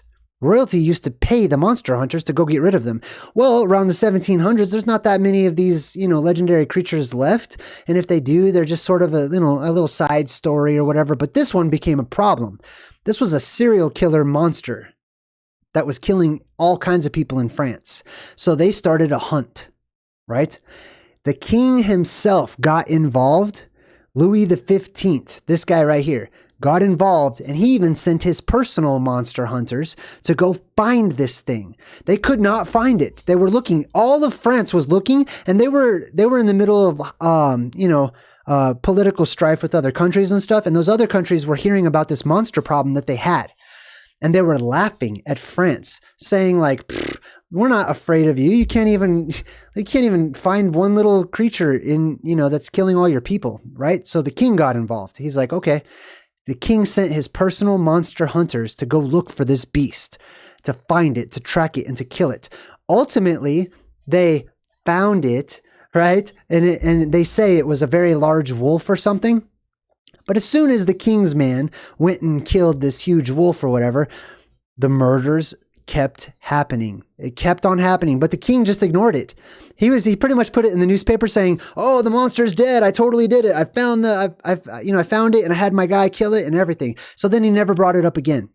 They pretty much kind of stopped running it in the newspapers and stuff and just allowed that local town or the region to continue having its people murdered. And the local people, it was not over to them. They were like, this monster's still alive, right? So they took up hunting parties. They went out and looked for this beast. And eventually, the legend says that there was this one guy who cornered it or something, and he shot it. And he killed it. But the king never acknowledged it, right? The people who were in charge already said that they had taken care of it. So to them, it was a done deal, right? They just lied to everyone, basically, and said that the monster was gone, and it wasn't gone. It's crazy. All right, so that's another one where the entire country believed in a monster, a real legendary beast, and went out looking for it on a real monster hunting party, right? Arm in arm, going through the land, trying to find the scourge of the land. Now, I want to give you an idea. I'm just going to share with you something, right? If you just go to Wikipedia, it could be anywhere, right? And I don't endorse Wikipedia, but I take everything with a grain of salt. This right here is a list, their list, which is not complete, of legendary creatures, monsters, basically, in some way, shape, or form, right? Look at how long this list is. It starts off with the letter A and gives you hundreds of them that all start with the letter A. It goes through the entire alphabet from A to Z. And then we have specific area related lists. So, legendary creatures from China. As you can see, I've already looked into that one. Legendary creatures from Argentina, France, Germany, Greece, worldwide. Okay? Monsters exist. Period. In my book. From my perspective, okay? This is worldwide. I could click on any of these. Let's just, L. I'm going to click on L. We'll just see what it has. Just out of curiosity, right? So, look at all of these. Every single one of these is an example of a monster that has been documented in bestiaries or otherwise. Look at all these. This is just the letter L. Like, we could literally talk about this for weeks and not exhaust every example of these legendary creatures. That's how many of them there are. What else we got? How about a list of legendary creatures by type? By type, right? So if we check it out, we've got all these different examples. Aquatic and marine mammals, arthropods, bats, birds, chickens, carnivores, bears, canines, right? There's all these dog monsters, felines, hyenas, and it's not talking about an actual cat or an actual dog or an actual hyena. It's talking about the monstrous version of them, right? The things that we have in our world today are leftovers. The things we have today are the ancestors. And that I want to talk about that too, as my thoughts on the ancestry of what we call domestic or modern animals today. Many of which look monstrous still to me, to people like myself. All right, I'm going to get rid of that one. I'm going to get rid of this one. Giants also. You could classify, humanoids or different types of humanoids. You could put these into the classification of monsters as well, okay? Even though they're humanoid, like I know we're biased and everything, but giants are basically monstrous, or they are monsters as well. Here's a list of giants in mythology and folklore. There are too many for me to cover if I were to live stream for a month straight, we would be talking Norse, Finnish, or Finnic, Dutch, Chinese, Celtic, Australian, French, German, Greek, Japanese, Malaysian, Slavic, all over the world. Giants existed. This was common knowledge, okay? All Our world's messed up. I don't know. Our world's changed so much. It blows my mind. That's why I wanted to do this particular segment. At the very least, I'm not trying to convince anyone of anything, but I am here to remind you of the reality the way it once was and how much our world has changed in a short amount of time. Look at the chat flying past on my screen. It was trying to catch up. All right. So we talked about those things. Let me go ahead and we still have more to talk about. But I'm going to actually get rid of that. Boom. Go ahead and let these pictures play through in the background for you. Let's talk about prophecy. Monsters are going to return to this world. Okay? The world was once filled with monsters, so much so that it was every man for himself. Okay? You had to protect your own family. And then once humans started to settle down and find themselves, that's when they started to having to fight the monsters. At first, I'm sure many of them just hid or died because they didn't know how to fight the monsters. They didn't know what they were, right? Or some people may have tried petting them. Let's talk about prophecy. So I actually have this prophecy on my website, which I highly recommend checking out, JayDreamerZ.com. I'm constantly adding to it. I just added some sweet North Pole maps. I've got a file sharing thing under the member section. So if you're a member, you can actually share files. I've got all these awesome North Pole maps that I've uploaded.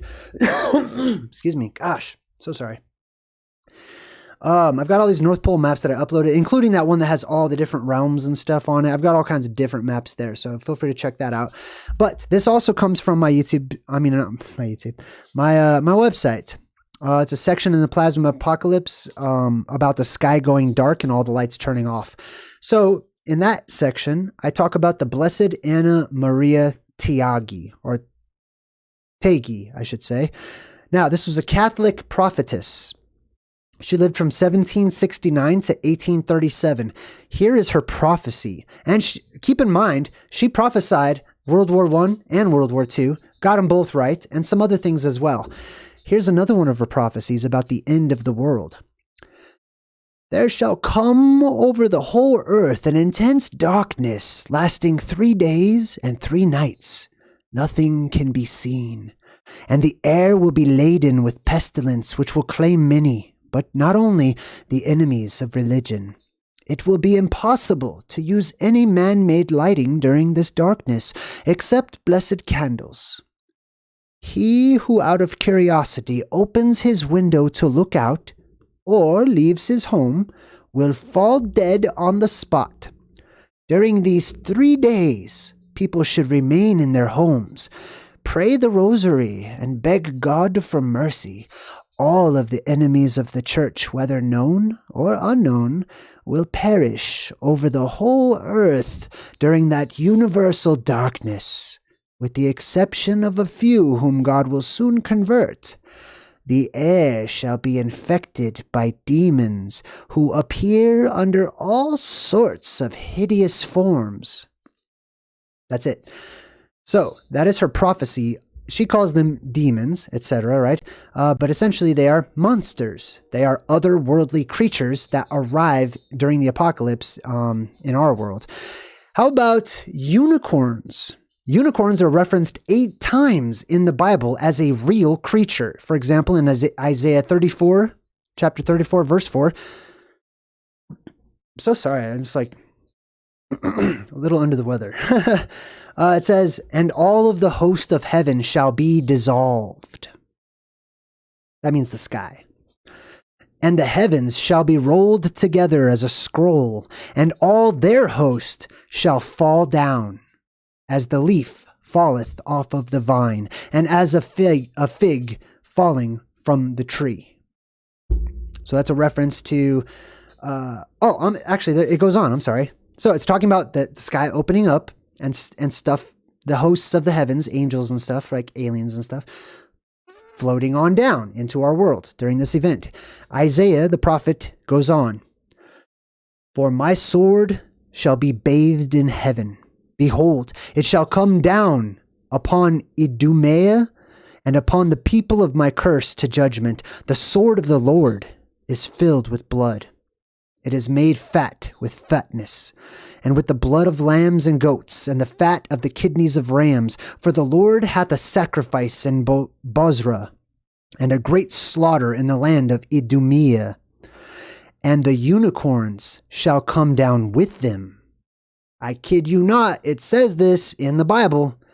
Okay, it's talking about, he starts off by talking about how the sky is going to open up and there's going to be these hosts of the heavens floating on down.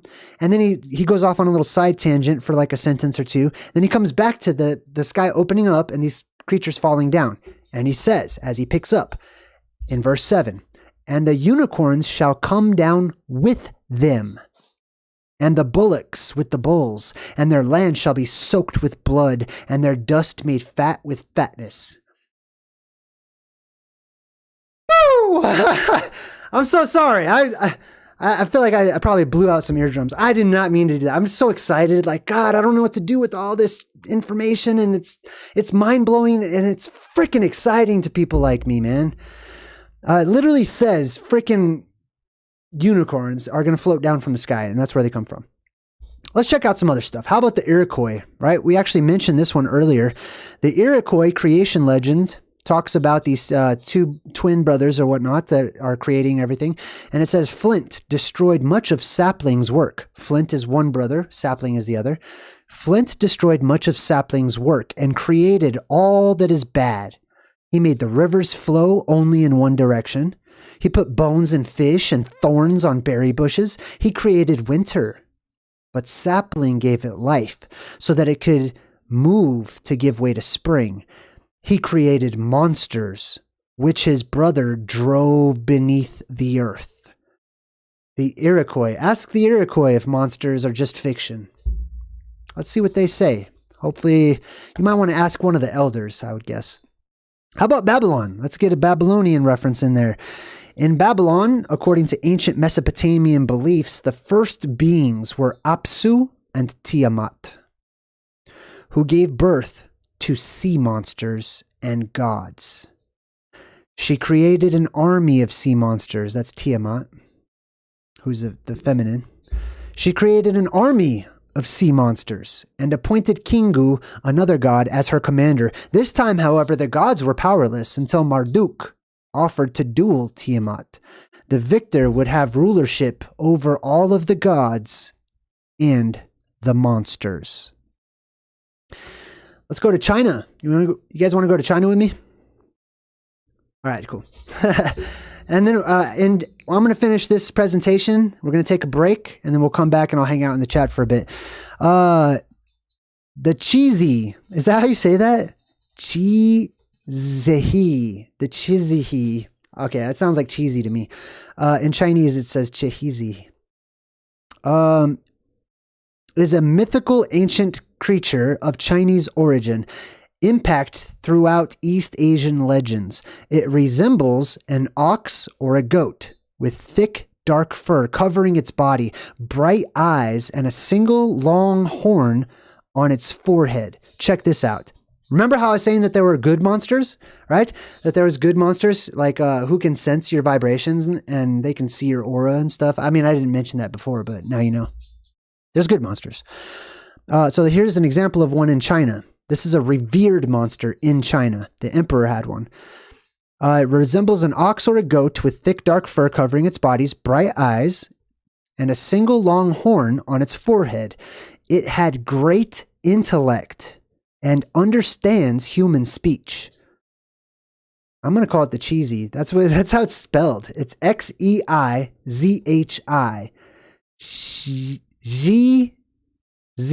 Jizi. I guess it's Jizi. Anyways, the Jizi possesses the innate ability to distinguish right from wrong. And when it finds corrupt officials, it will ram them with its horn and devour them. It is known as a symbol of justice. According to the legend, the Jizi was a single-horned sheep or a goat, which had the power to divine the guilt or the innocence of a person.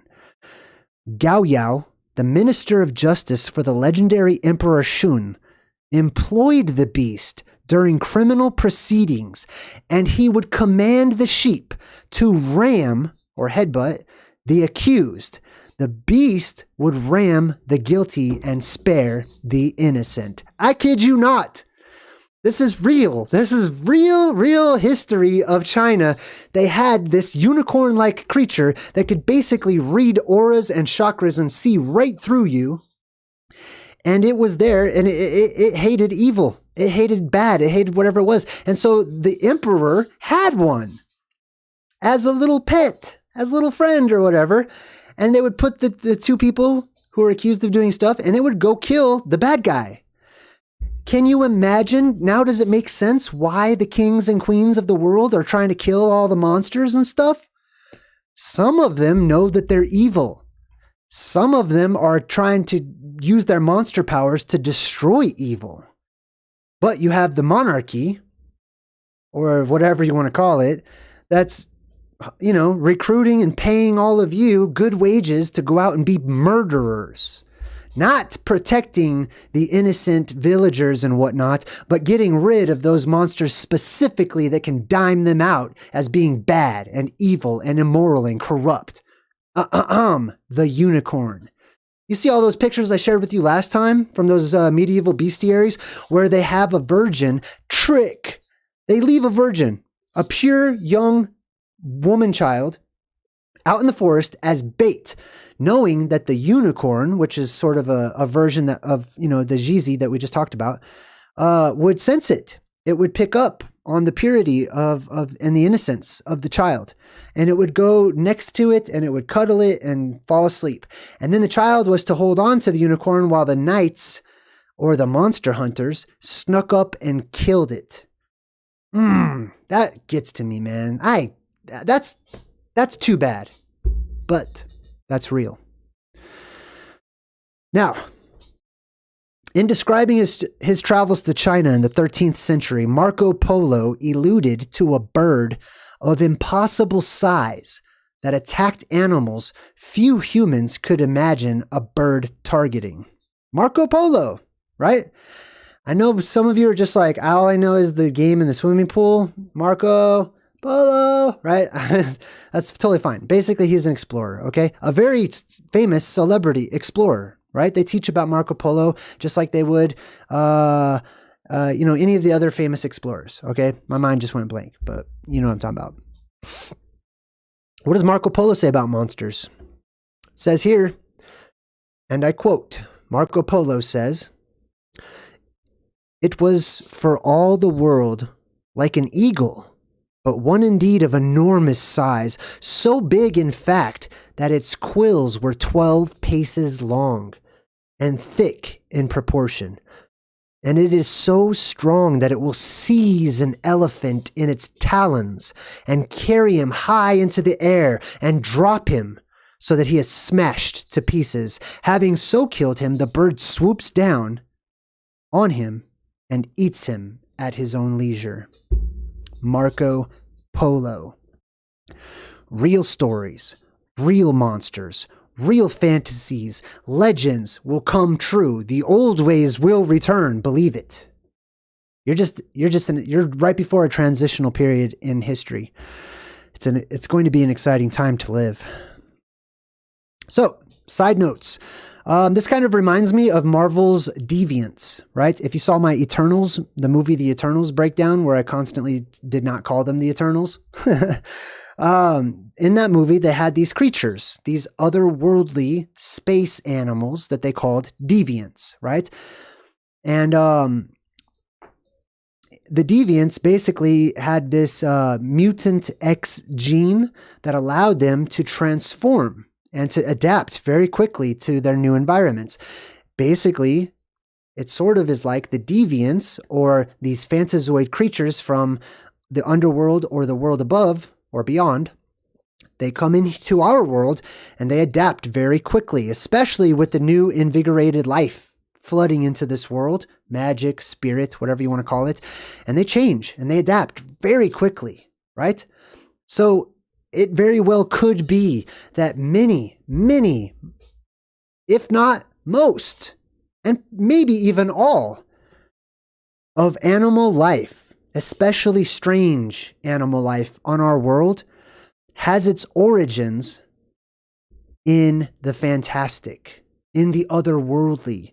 Creatures that don't come from a puddle of goo here on Earth and just evolve into all these different things, but they come from space. They come from other worlds. Other worlds have other creatures, and they come from underneath our world, and they adapt and they survive. And then we get used to seeing them all over the place, and we don't think them strange anymore, right? So it may be that Fantazoids adapted to Earth, outlasted one another to become commonly accepted and considered normal today. For example, the bear. Justin, hey, welcome to my channel. The bear is a dog to me, okay? The bear is a giant dog, okay? Like, it is a form of canine, it is a dog, it's huge, it's gigantic, and it's strange to me to even see a bear. Like, to me, they're fantastic mythic creatures that are alive, that are right there in front of me, right? And I accept that. But I don't just accept them as being normal, like, oh, it's just a bear. I'm just used to seeing it, right? Everyone else doesn't make a big deal about it, so neither will I. How about a lion? That's a giant cat. I mean, I'm not saying, oh, it's a really big feline. No. It's a cat. And it is a giant cat that has survived over the centuries, right? And each one of these has survived for its own reasons. Either too dangerous, really good at hiding, beneficial to humanity for whatever reason, right? The other ones all became extinct. Or at least gone into hiding, right? As would you, if you were arrived in an alien world and everyone's out to kill you and eat you and scared of you and stuff, right? Everything in the ocean, pretty much, to me, is a Fantazoid or related to them in some way, shape, or form. Another thing I'll tell you is that just like we have gigantism after the apocalypse that makes everything big, as the pressure in our world builds back up and we get back to the point of the modern age, everything will begin to shrink back down in size. So, quite often, something like that will be, instead of that big, will be about this big, living in the ocean, and there's thousands of them, right? Because they have adapted to the growing pressure in our world. Elephants, rhinos, rhinoceroses, pretty much any land animal that has thick, tough, gray skin, I definitely would classify as related to a Fantazoid. A giraffe. I mean, seriously. Of all the animals, the giraffe looks like a freaking alien. That would be number one on my list. Like, if I had to pick all the animals out of a lineup and they're like, hey, one of these is from space, which one do you think it is? Like, fucking giraffe, obviously. Like, that is not normal. I mean, that is weird, right? But we don't care. We don't make a big deal about it. No one's like, oh my God, look at that thing. No, they're just like, oh, giraffe, because we put a name on it. No, yeah, you don't even know what giraffe means. So stop. Like, you don't know what giraffe means. You don't even know what that even is, right? We just accept it because we're used to it. We accept the reality that's given to us. All right, cool. That's pretty much all of the little notes and side notes that I had. I'm going to go ahead and run a break. Yeah? I haven't hung out with the chat for quite some time. I'd like to do that today. So I'm going to run a break. I'm going to come back. If you want to jump in the chat, I'll be looking for people who type in JAY or at JayDreamerZ to get my attention. If you have some questions or if you just have a comment, I'll put everyone's comments up on the screen so we can all, check them out and go over them, and we'll see how that goes. For right now, feel free to go to the bathroom, grab a drink, and we'll come back in just a bit. Thanks for watching, by the way. And if you're new, welcome to my channel.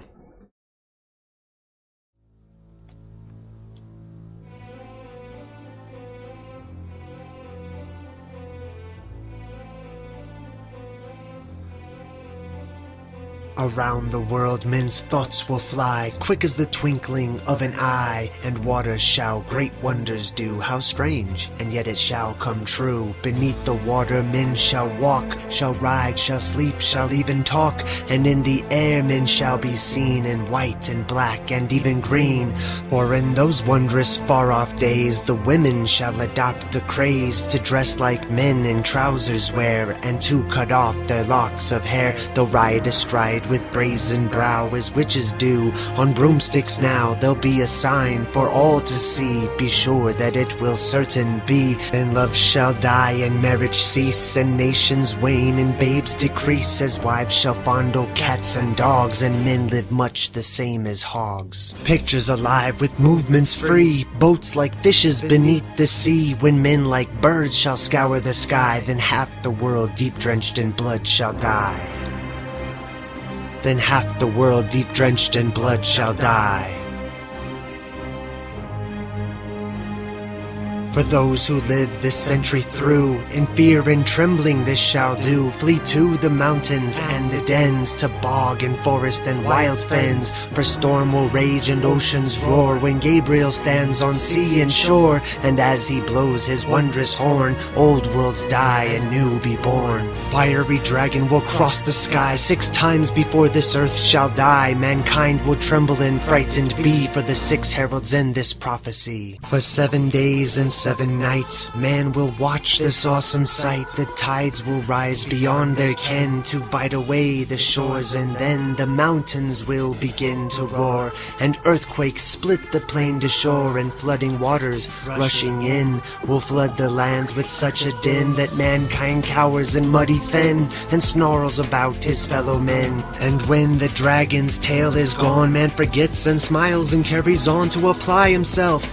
Too late, for mankind has earned deserved fate. His masked smile, his false grandeur will serve the gods their anger stir, and they will send the dragon back to light the sky. His tail will crack upon the earth and rend the earth, and man shall flee king, lord, and serf. And men will die of thirst before the oceans rise to mount the shore, and lands will crack and rend anew. You think it strange, it will come true. And in some far off distant land, some men, oh such a tiny band, will have to leave their solid mount and span the earth, those few to count. And those surviving this will then begin the human race again. I'm back. Yeah, that one's creepy, right? Hold on, let me get plugged in here so I can pay attention. Sorry about the glasses today. I feel like it's kind of impersonal, but sometimes the lights that are in here are way too bright, and I don't want them to give me like a headache and stuff. That's why I can't stay in Walmart for too long. I do go there sometimes, but I have like a 10-minute time limit before the lights start to mess me up. So hey, welcome to my channel. I'm JayDreamerZ. What I'm doing now is jumping into the chat. I also wanted to just remind you all, there's a lot I've left out.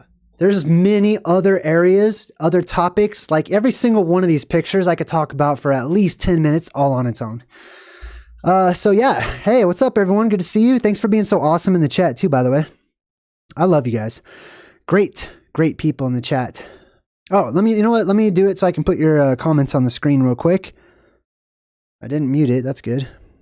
All right, one moment. Pop out the chat. Pop out the chat. Just like the old times. Pop out the chat. What'd you think of the presentation, first and foremost? Did you like that? Learn something? Was it entertaining? Are you not entertained? Out of breath. I was hurrying so I could get back. All right, one sec here. There we go. All right, if you're wondering what I'm doing and you're just joining us, I'm popping out the chat so that I can put your comments on the screen so that we can all be on the same page, basically. All right, cool. I'm starting to get people in the chat. Let's see what we got. Damien Malka, I'll get to as many as I can.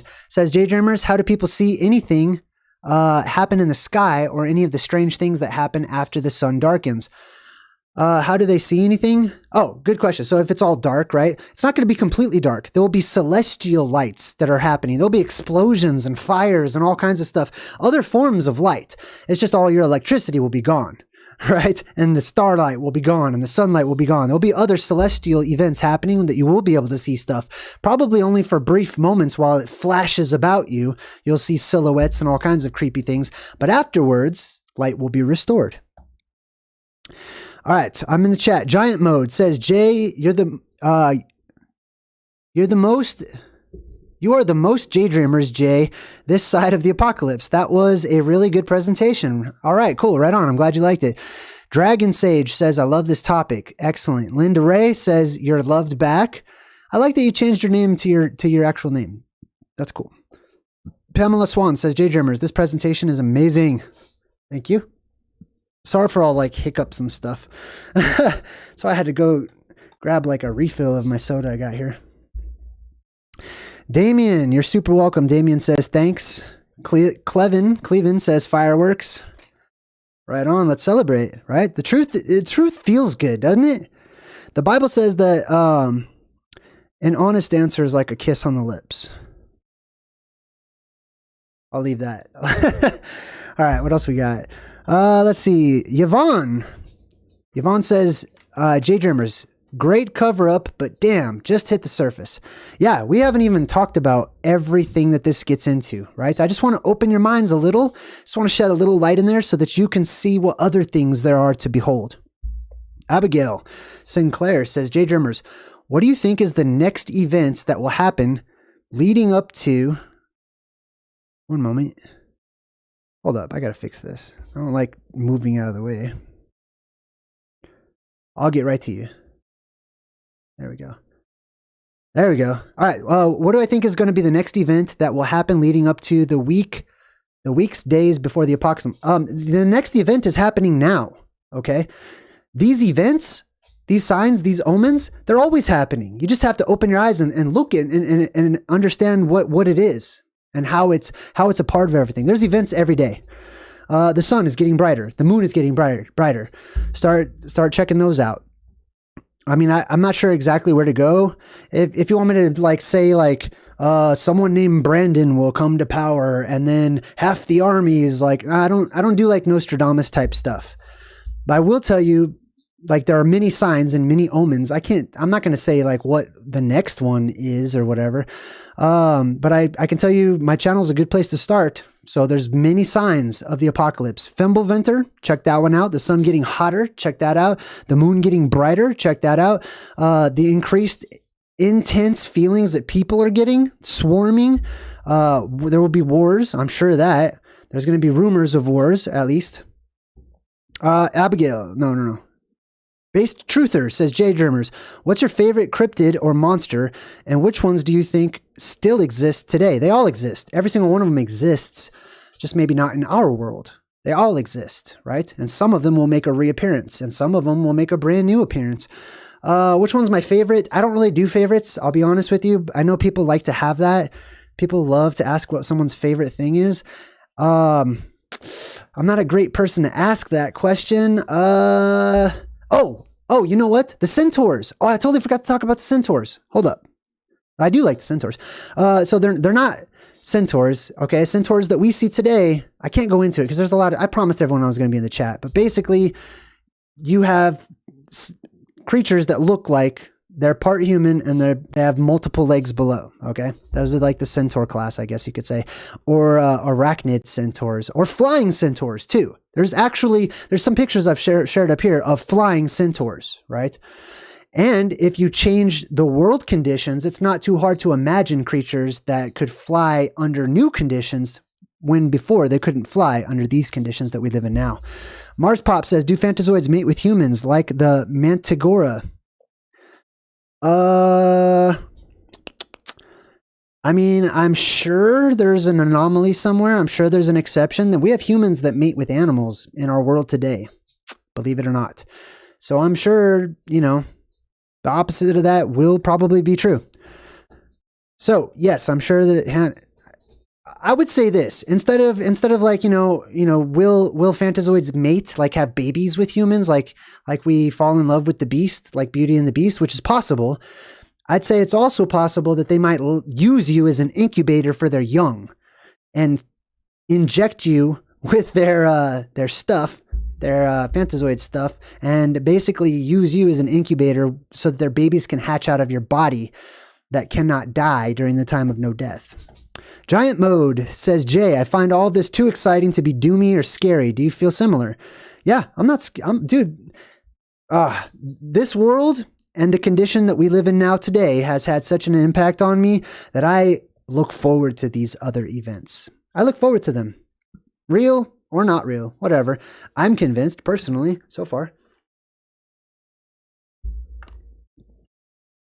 Derek is in the chat. Derek says, Jay, have you heard anything about the Sasquatch Special Force hunting team stories on YouTube? I don't know anything about Special Force hunting teams, etc. I've heard a lot about the Sasquatch. I believe in the Sasquatch. I believe in everything. And I believe that the Sasquatch in general and typically lives in the earth, inside of the earth, and comes up from inside of the earth. Oh, hey, what's up? Earl just subscribed. Earl Bunyan. Just like Paul Bunyan, right? Based on a true story. Definitely. I should do a Paul Bunyan presentation one of these days. Babe and Paul. I should definitely do that. Actually, I want to do some tall tales. Like just American tall tales, right? Which is basically means lies nowadays. Unfortunately, when someone tells a tall tale, they're telling a lie. But I mean, they can eat crow for all I care, because I'm going to tell the truth. Son of Overbrook. Glad you liked the show. Thank you.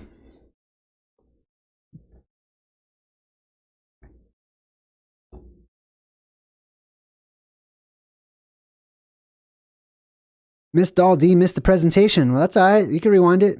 I'll leave it up. Daughters of Lilith. Marijuana Jesus, welcome. Daughters of Lilith says, do you believe... Where did you go? Do you believe 2024 isn't too soon for it to happen? No, of course not. I mean, this year would be nice. I would love for it to happen this year. I look forward to all of this. Like, so it's not too soon for me. Tonight would be great.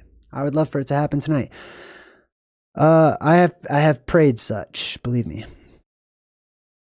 All right, who else we got in the chat? Jay has a way better channel. Than who? Do I?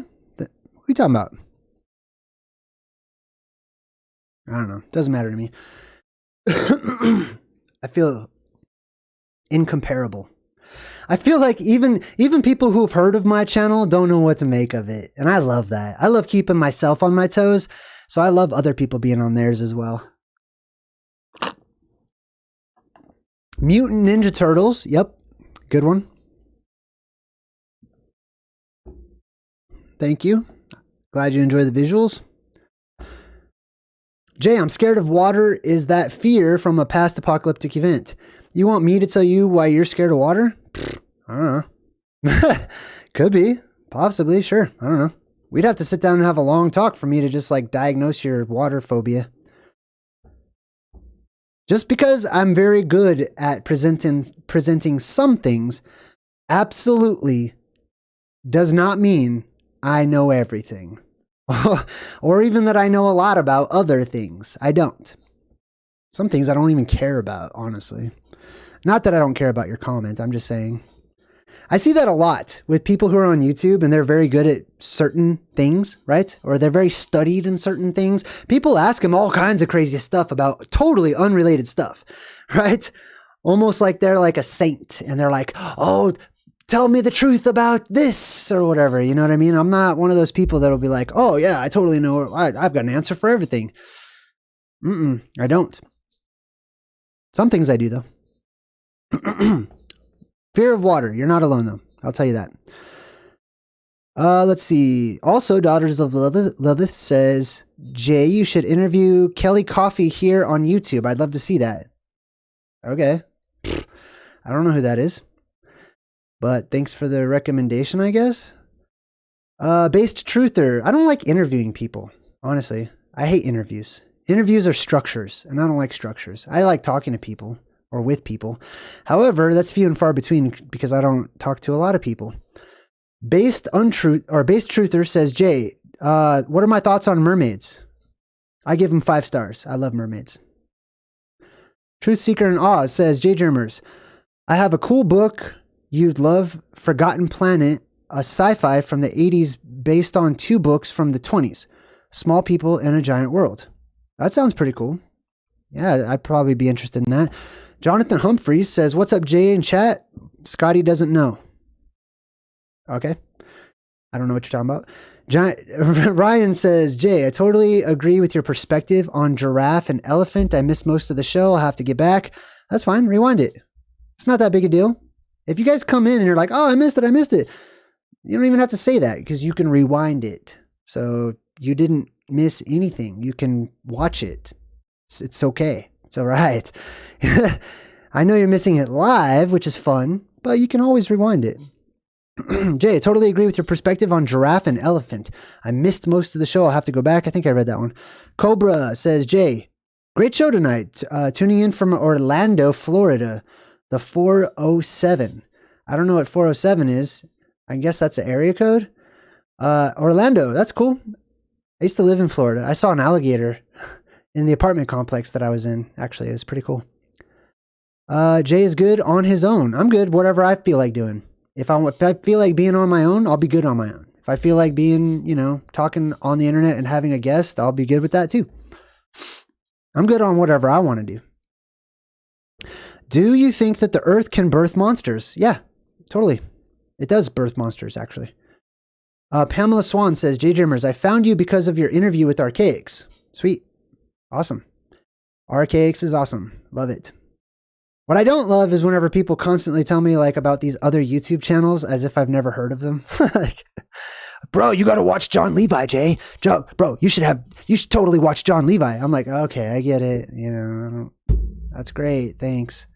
Let's talk about not other YouTube channels. There's a million. I don't know. I'm not into that. Stephanie McGuire says, Jay, I love your energy. Good. Thank you. Piercing the Veil says, JayDreamerZ, what's shaking, bacon? Top-notch shows lately, getting better every time. Cheers. Cheers back to you. Val. Do it, Jay. You are the gem. Well, thanks, Val. Thanks for your support. I appreciate you. That's gas in my car to pick up my son. So I mean it. I appreciate it. Thank you. Yvonne says, JayDreamerZ, you're talking about JayDreamerZ, you're talking about become what you eat. Will it be like eating human and become like them? African warrior do eat heart of they foe. Nope, I'm not reading the rest of that. I'm going to respectfully ask you to please retype that because I can't read it. Lovely 2021 says, Jay, I'm definitely going to check out that Wikipedia list that you showed earlier. Oh my God, there is a lot of good eating on that particular list. We'll call it that. Megan says, Jay, do you think cannibalism? Not typically. Nope, I don't. Piercing the Veil. Hey, thank you. Gave me a little super chat sticker. Appreciate you. Oh, Richard Lionheart Ollie says, JayDreamerZ, have you read the Book of Joshua? Yeah, I totally have. Actually, that was a part of the presentation earlier today. Some of its writings to me hint on supernatural powers. Example, sonic voice, supersonic speed, and more. If you like that, Richard, thank you again, Piercing the Veil. Richard, if you like that stuff, especially from an extra biblical point of view, I highly recommend checking out, I forgot what it's called, but it's something like what was it called? The Story of the 12 Patriarchs or something like that. Just type in the 12 Patriarchs book or something and it'll pop up. It's another good one where you can see all the patriarchs of biblical lore basically have superpowers. It's freaking awesome. You'll like that one. Derek says that he's a single father. Much respect. Appreciate it. Going through a lot in that arena of my life, which is why I haven't looked too healthy lately. Because I have crazy stress and anxiety, but that's, I'm not going to share that with you guys because I care about you. I don't want to share all my poison in my life with you. Have you worrying about me? Aw, Daughters of Lilith. Aw, thank you. I will. I absolutely will. Man, thank you. That's very kind. BRLLC says, JayDreamerZ, does looking at the sun really hurt our eyes? Why would you ask me that? That's my first thought. You know what I mean? Like if I say, yes, it does, are you going to believe me? Or if I say, no, it totally doesn't, go stare at it all day. Are you going to believe me? Like, I don't know why my opinion matters on that, but I'll tell you my thoughts. It hurts my eyes. I hate the sun. I don't like it. I'm not a fan of it. I look forward to the time when we live in a perpetual amber light. I don't like the sun, and it's getting worse, and it burns, by the way. So, yeah, I'm not a good person to ask about the sun because I'm biased. Megan says, I love your shows. Hey, thanks, Megan. Super appreciate it. I love when people are like supportive and they're just like, yeah, that was awesome. I mean, who doesn't like to hear good stuff about themselves? It's nice. And I need that right now, actually. When people are depressed or sad or have anxiety or, the world's getting to them, sometimes people can just use a pick me up. And that's the best way to support them is just being kind, saying nice things. So thank you. Giant Mode says, Jay, I imagine that you're learning all the time. Is there a particular area of research or topic that you've been obsessing over lately? No. I mean, if you want to know what's been on my mind, just scroll over my videos, my past few videos. That's what's been on my mind. That's literally what I do. When I'm not, let me share something with you guys. I know that this is like a show to you, to many of you, right? And that's okay. That's totally okay. But this is not Hollywood. This is all, everything you see except for me is fake. Okay. All this backdrop, all the flashy magenta and blue lights and stuff. That's just on your screen. In reality, I'm in my bedroom in front of my bed with a green screen and like a million lights from Walmart. And I'm rambling now. I don't even remember where I was going with that. I'm sorry. Truth Seeker in Oz says, JayDreamer, sending you and your son a big hug. So proud of you. Oh, thank you. Super appreciate it. Inky didn't like the sun either. And legend has it that that's where we got sunglasses from. That's interesting. Stephanie says, happy belated birthday and gave me a big old donation. Wow. Thanks, Stephanie. Occasionally, I will actually check out your little videos that you're putting out too, just so you know. I like hearing everyone else's thoughts. Don Juan says, JayDreamerZ, have you already covered the monsters featured in Clash of the Titans and Wrath of the Titans? No, totally haven't. Feel free. There's a billion monster stories. I've barely scratched the surface on any of them. Uncommon Truth Shaman says, do you have any thoughts on the bioluminescent animals such as in the oceans? I think they're pretty to look at. I think I love bioluminescence. I'm not sure what you're asking specifically, but I give them a 5 stars. Martin Moore says, hey Jay, I'm new to the channel and I was wondering, have you ever done a breakdown on Indiana Jones? Ooh, that's a good one. No. I would love to though. I don't know, maybe I'll do an Indiana Jones and Truth in Movies this week. Arctic Timberwolf has me on point right now. Yes, this is me being me. That's right. Thank you. Undocumented Human Project says, JayDreamerZ, your color looks great. Not in real life. There's a filter on me right now. But thank you. Appreciate it. Trust me, in real life, you probably would not want to hang out with me. And you have, you know what I mean, at the jackalope thing. But in real life, my soul is sick. My spirit hurts too much lately. But like I said, let's talk about something else. What else we got? Oh my God, Val. You guys crack me up. All right. Well, the chat's starting to get a little weird. Let's see. I have done The Matrix, actually. I don't know if I did part 4. Part 4 sucked. Sorry. I don't know if I could say that, but I didn't like it. It's terrible. I mean, there's still symbolism, and I love the symbolism, but as a movie and as a Matrix fan, that movie makes me nauseous. I don't like part 4. Piercing the Veil says, I believe narwhals could be unicorns. They are, actually. I mean, they're not. There's all kinds of unicorns. Let me just say that, okay? There are lots of unicorns. Different types of unicorns, okay? Not all of them are a horse, a white horse with a big old narwhal horn sticking out of their forehead, right? If you read some of the legends about unicorns, they're evil. Not evil. I don't want to say evil, but that's perspective, right? And polarity. So yeah, I take that back. Unicorns are not evil, but I will say to certain people out there, they're evil, right? Like, bad people basically. But there's different kinds too.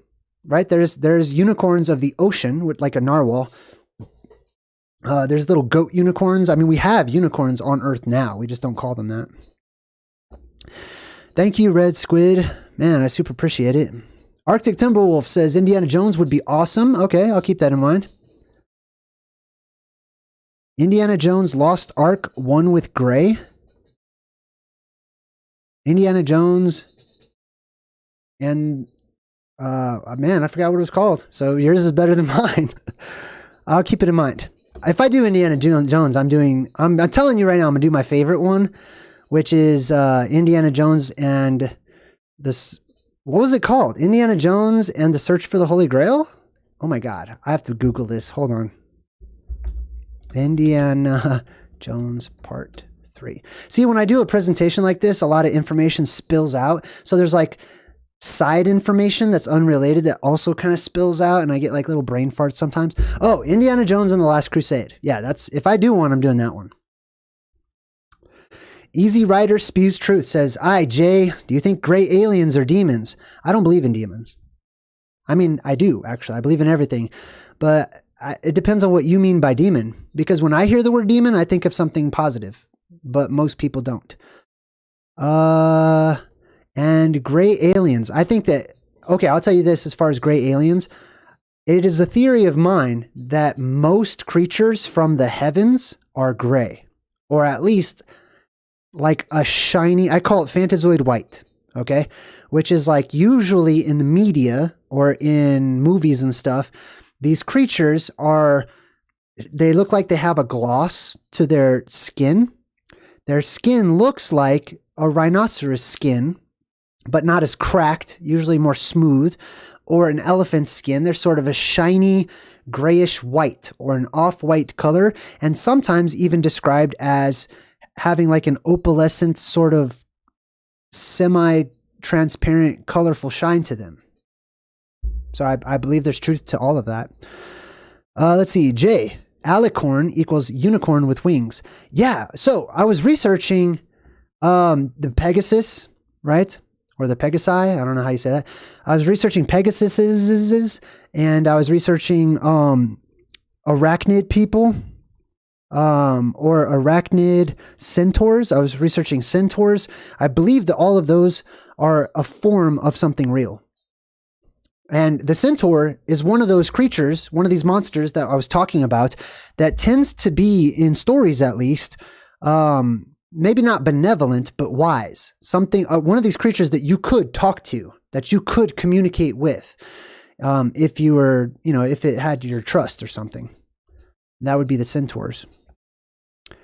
I don't think that they're actually just, a mutated horse or something. To me, they're like Sleipnir. I don't know if you guys know who Sleipnir is, but he's like a horse that has 8 legs that's ridden by Odin. It's basically like the Norse version of all of Santa's reindeer in one animal. All right, I'm in the chat looking. Jay, rhinos are unicorns. There are some that have one horn, but there's many, that have, they're bicorns, I guess you would call them. Tunicorns? I don't know. Tunicorns. All right, anyways.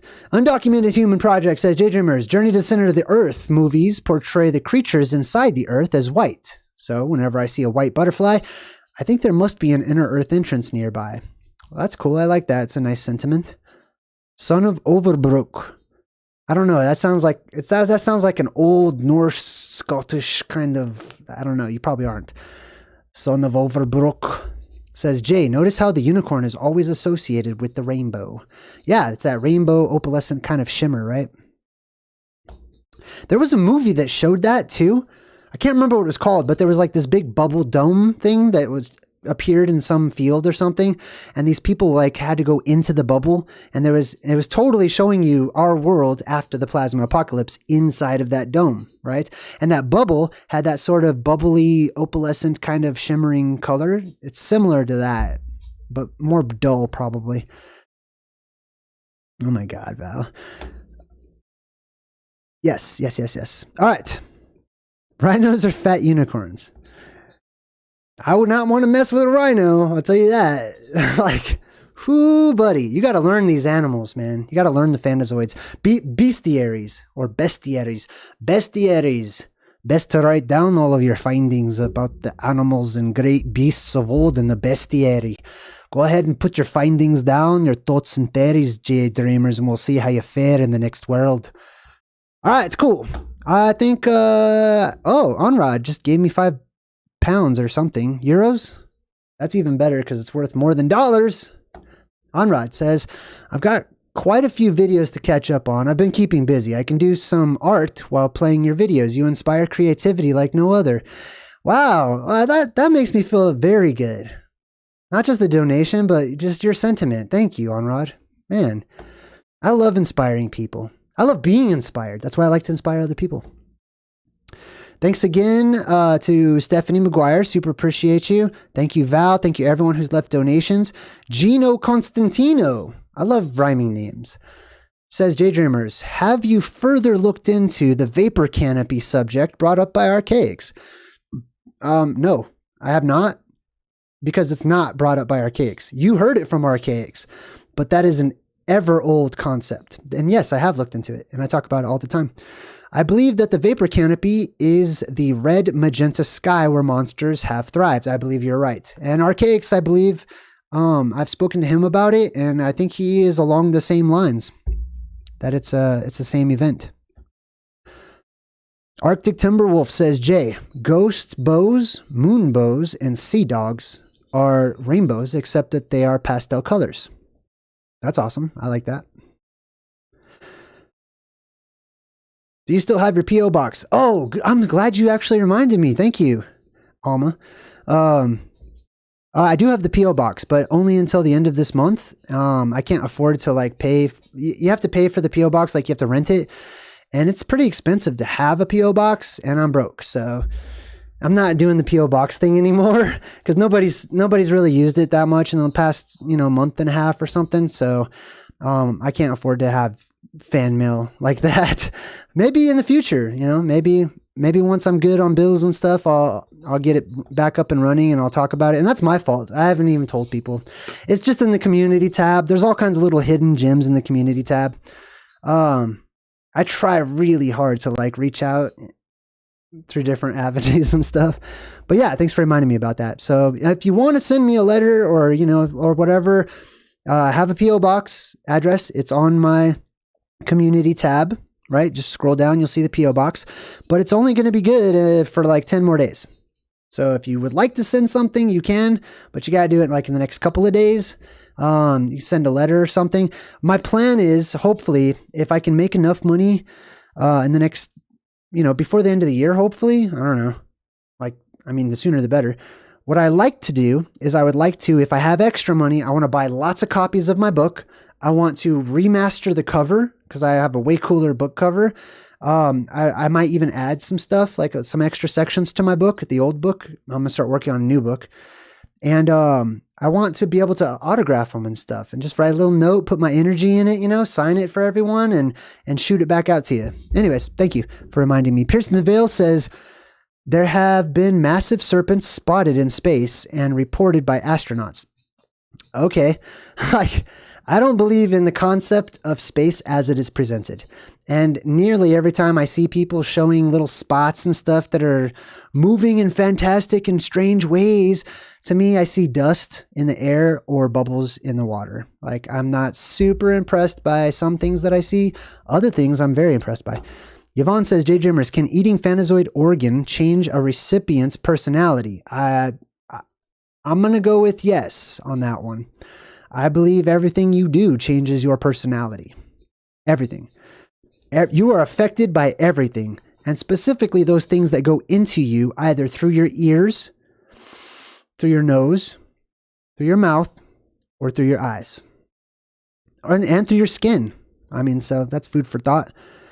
I'm going to be legendary. Yes. Heck yes. That's what I'm talking about, Val. I am legendary.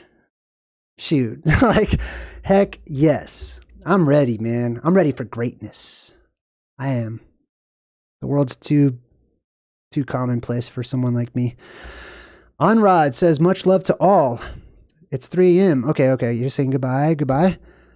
Truth Seeker in Oz says, JayDreamerZ, what will your superpower be? I'll have many, and I already have some, actually. Hector says, Jay, can you break down the Excalibur movie? No, I'm not going to do that. Only because there's a million Excalibur movies, and I've already covered one of them that goes into great detail, which is Monty Python and the Search for the Grail or whatever.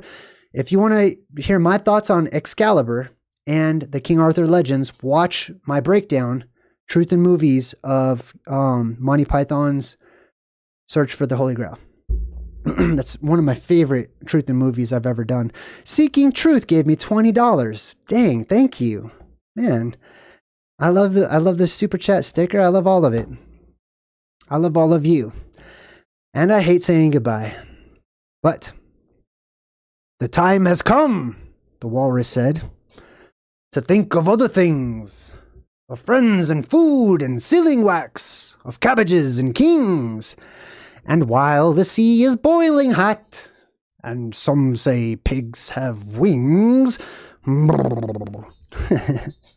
Kaloo Kalay will eat today, like cabbages and kings.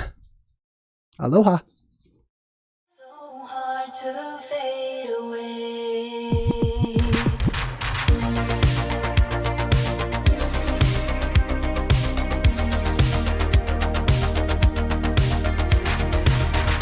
I try so hard to fade away,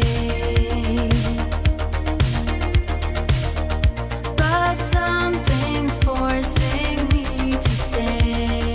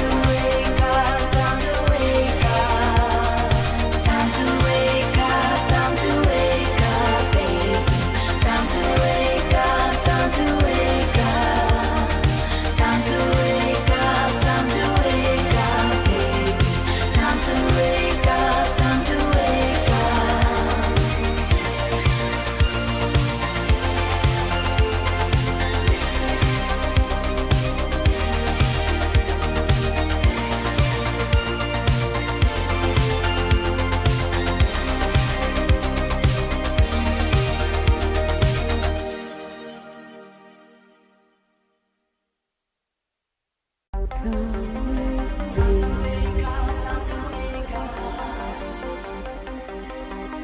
you in this vast multiverse. Your powers collide.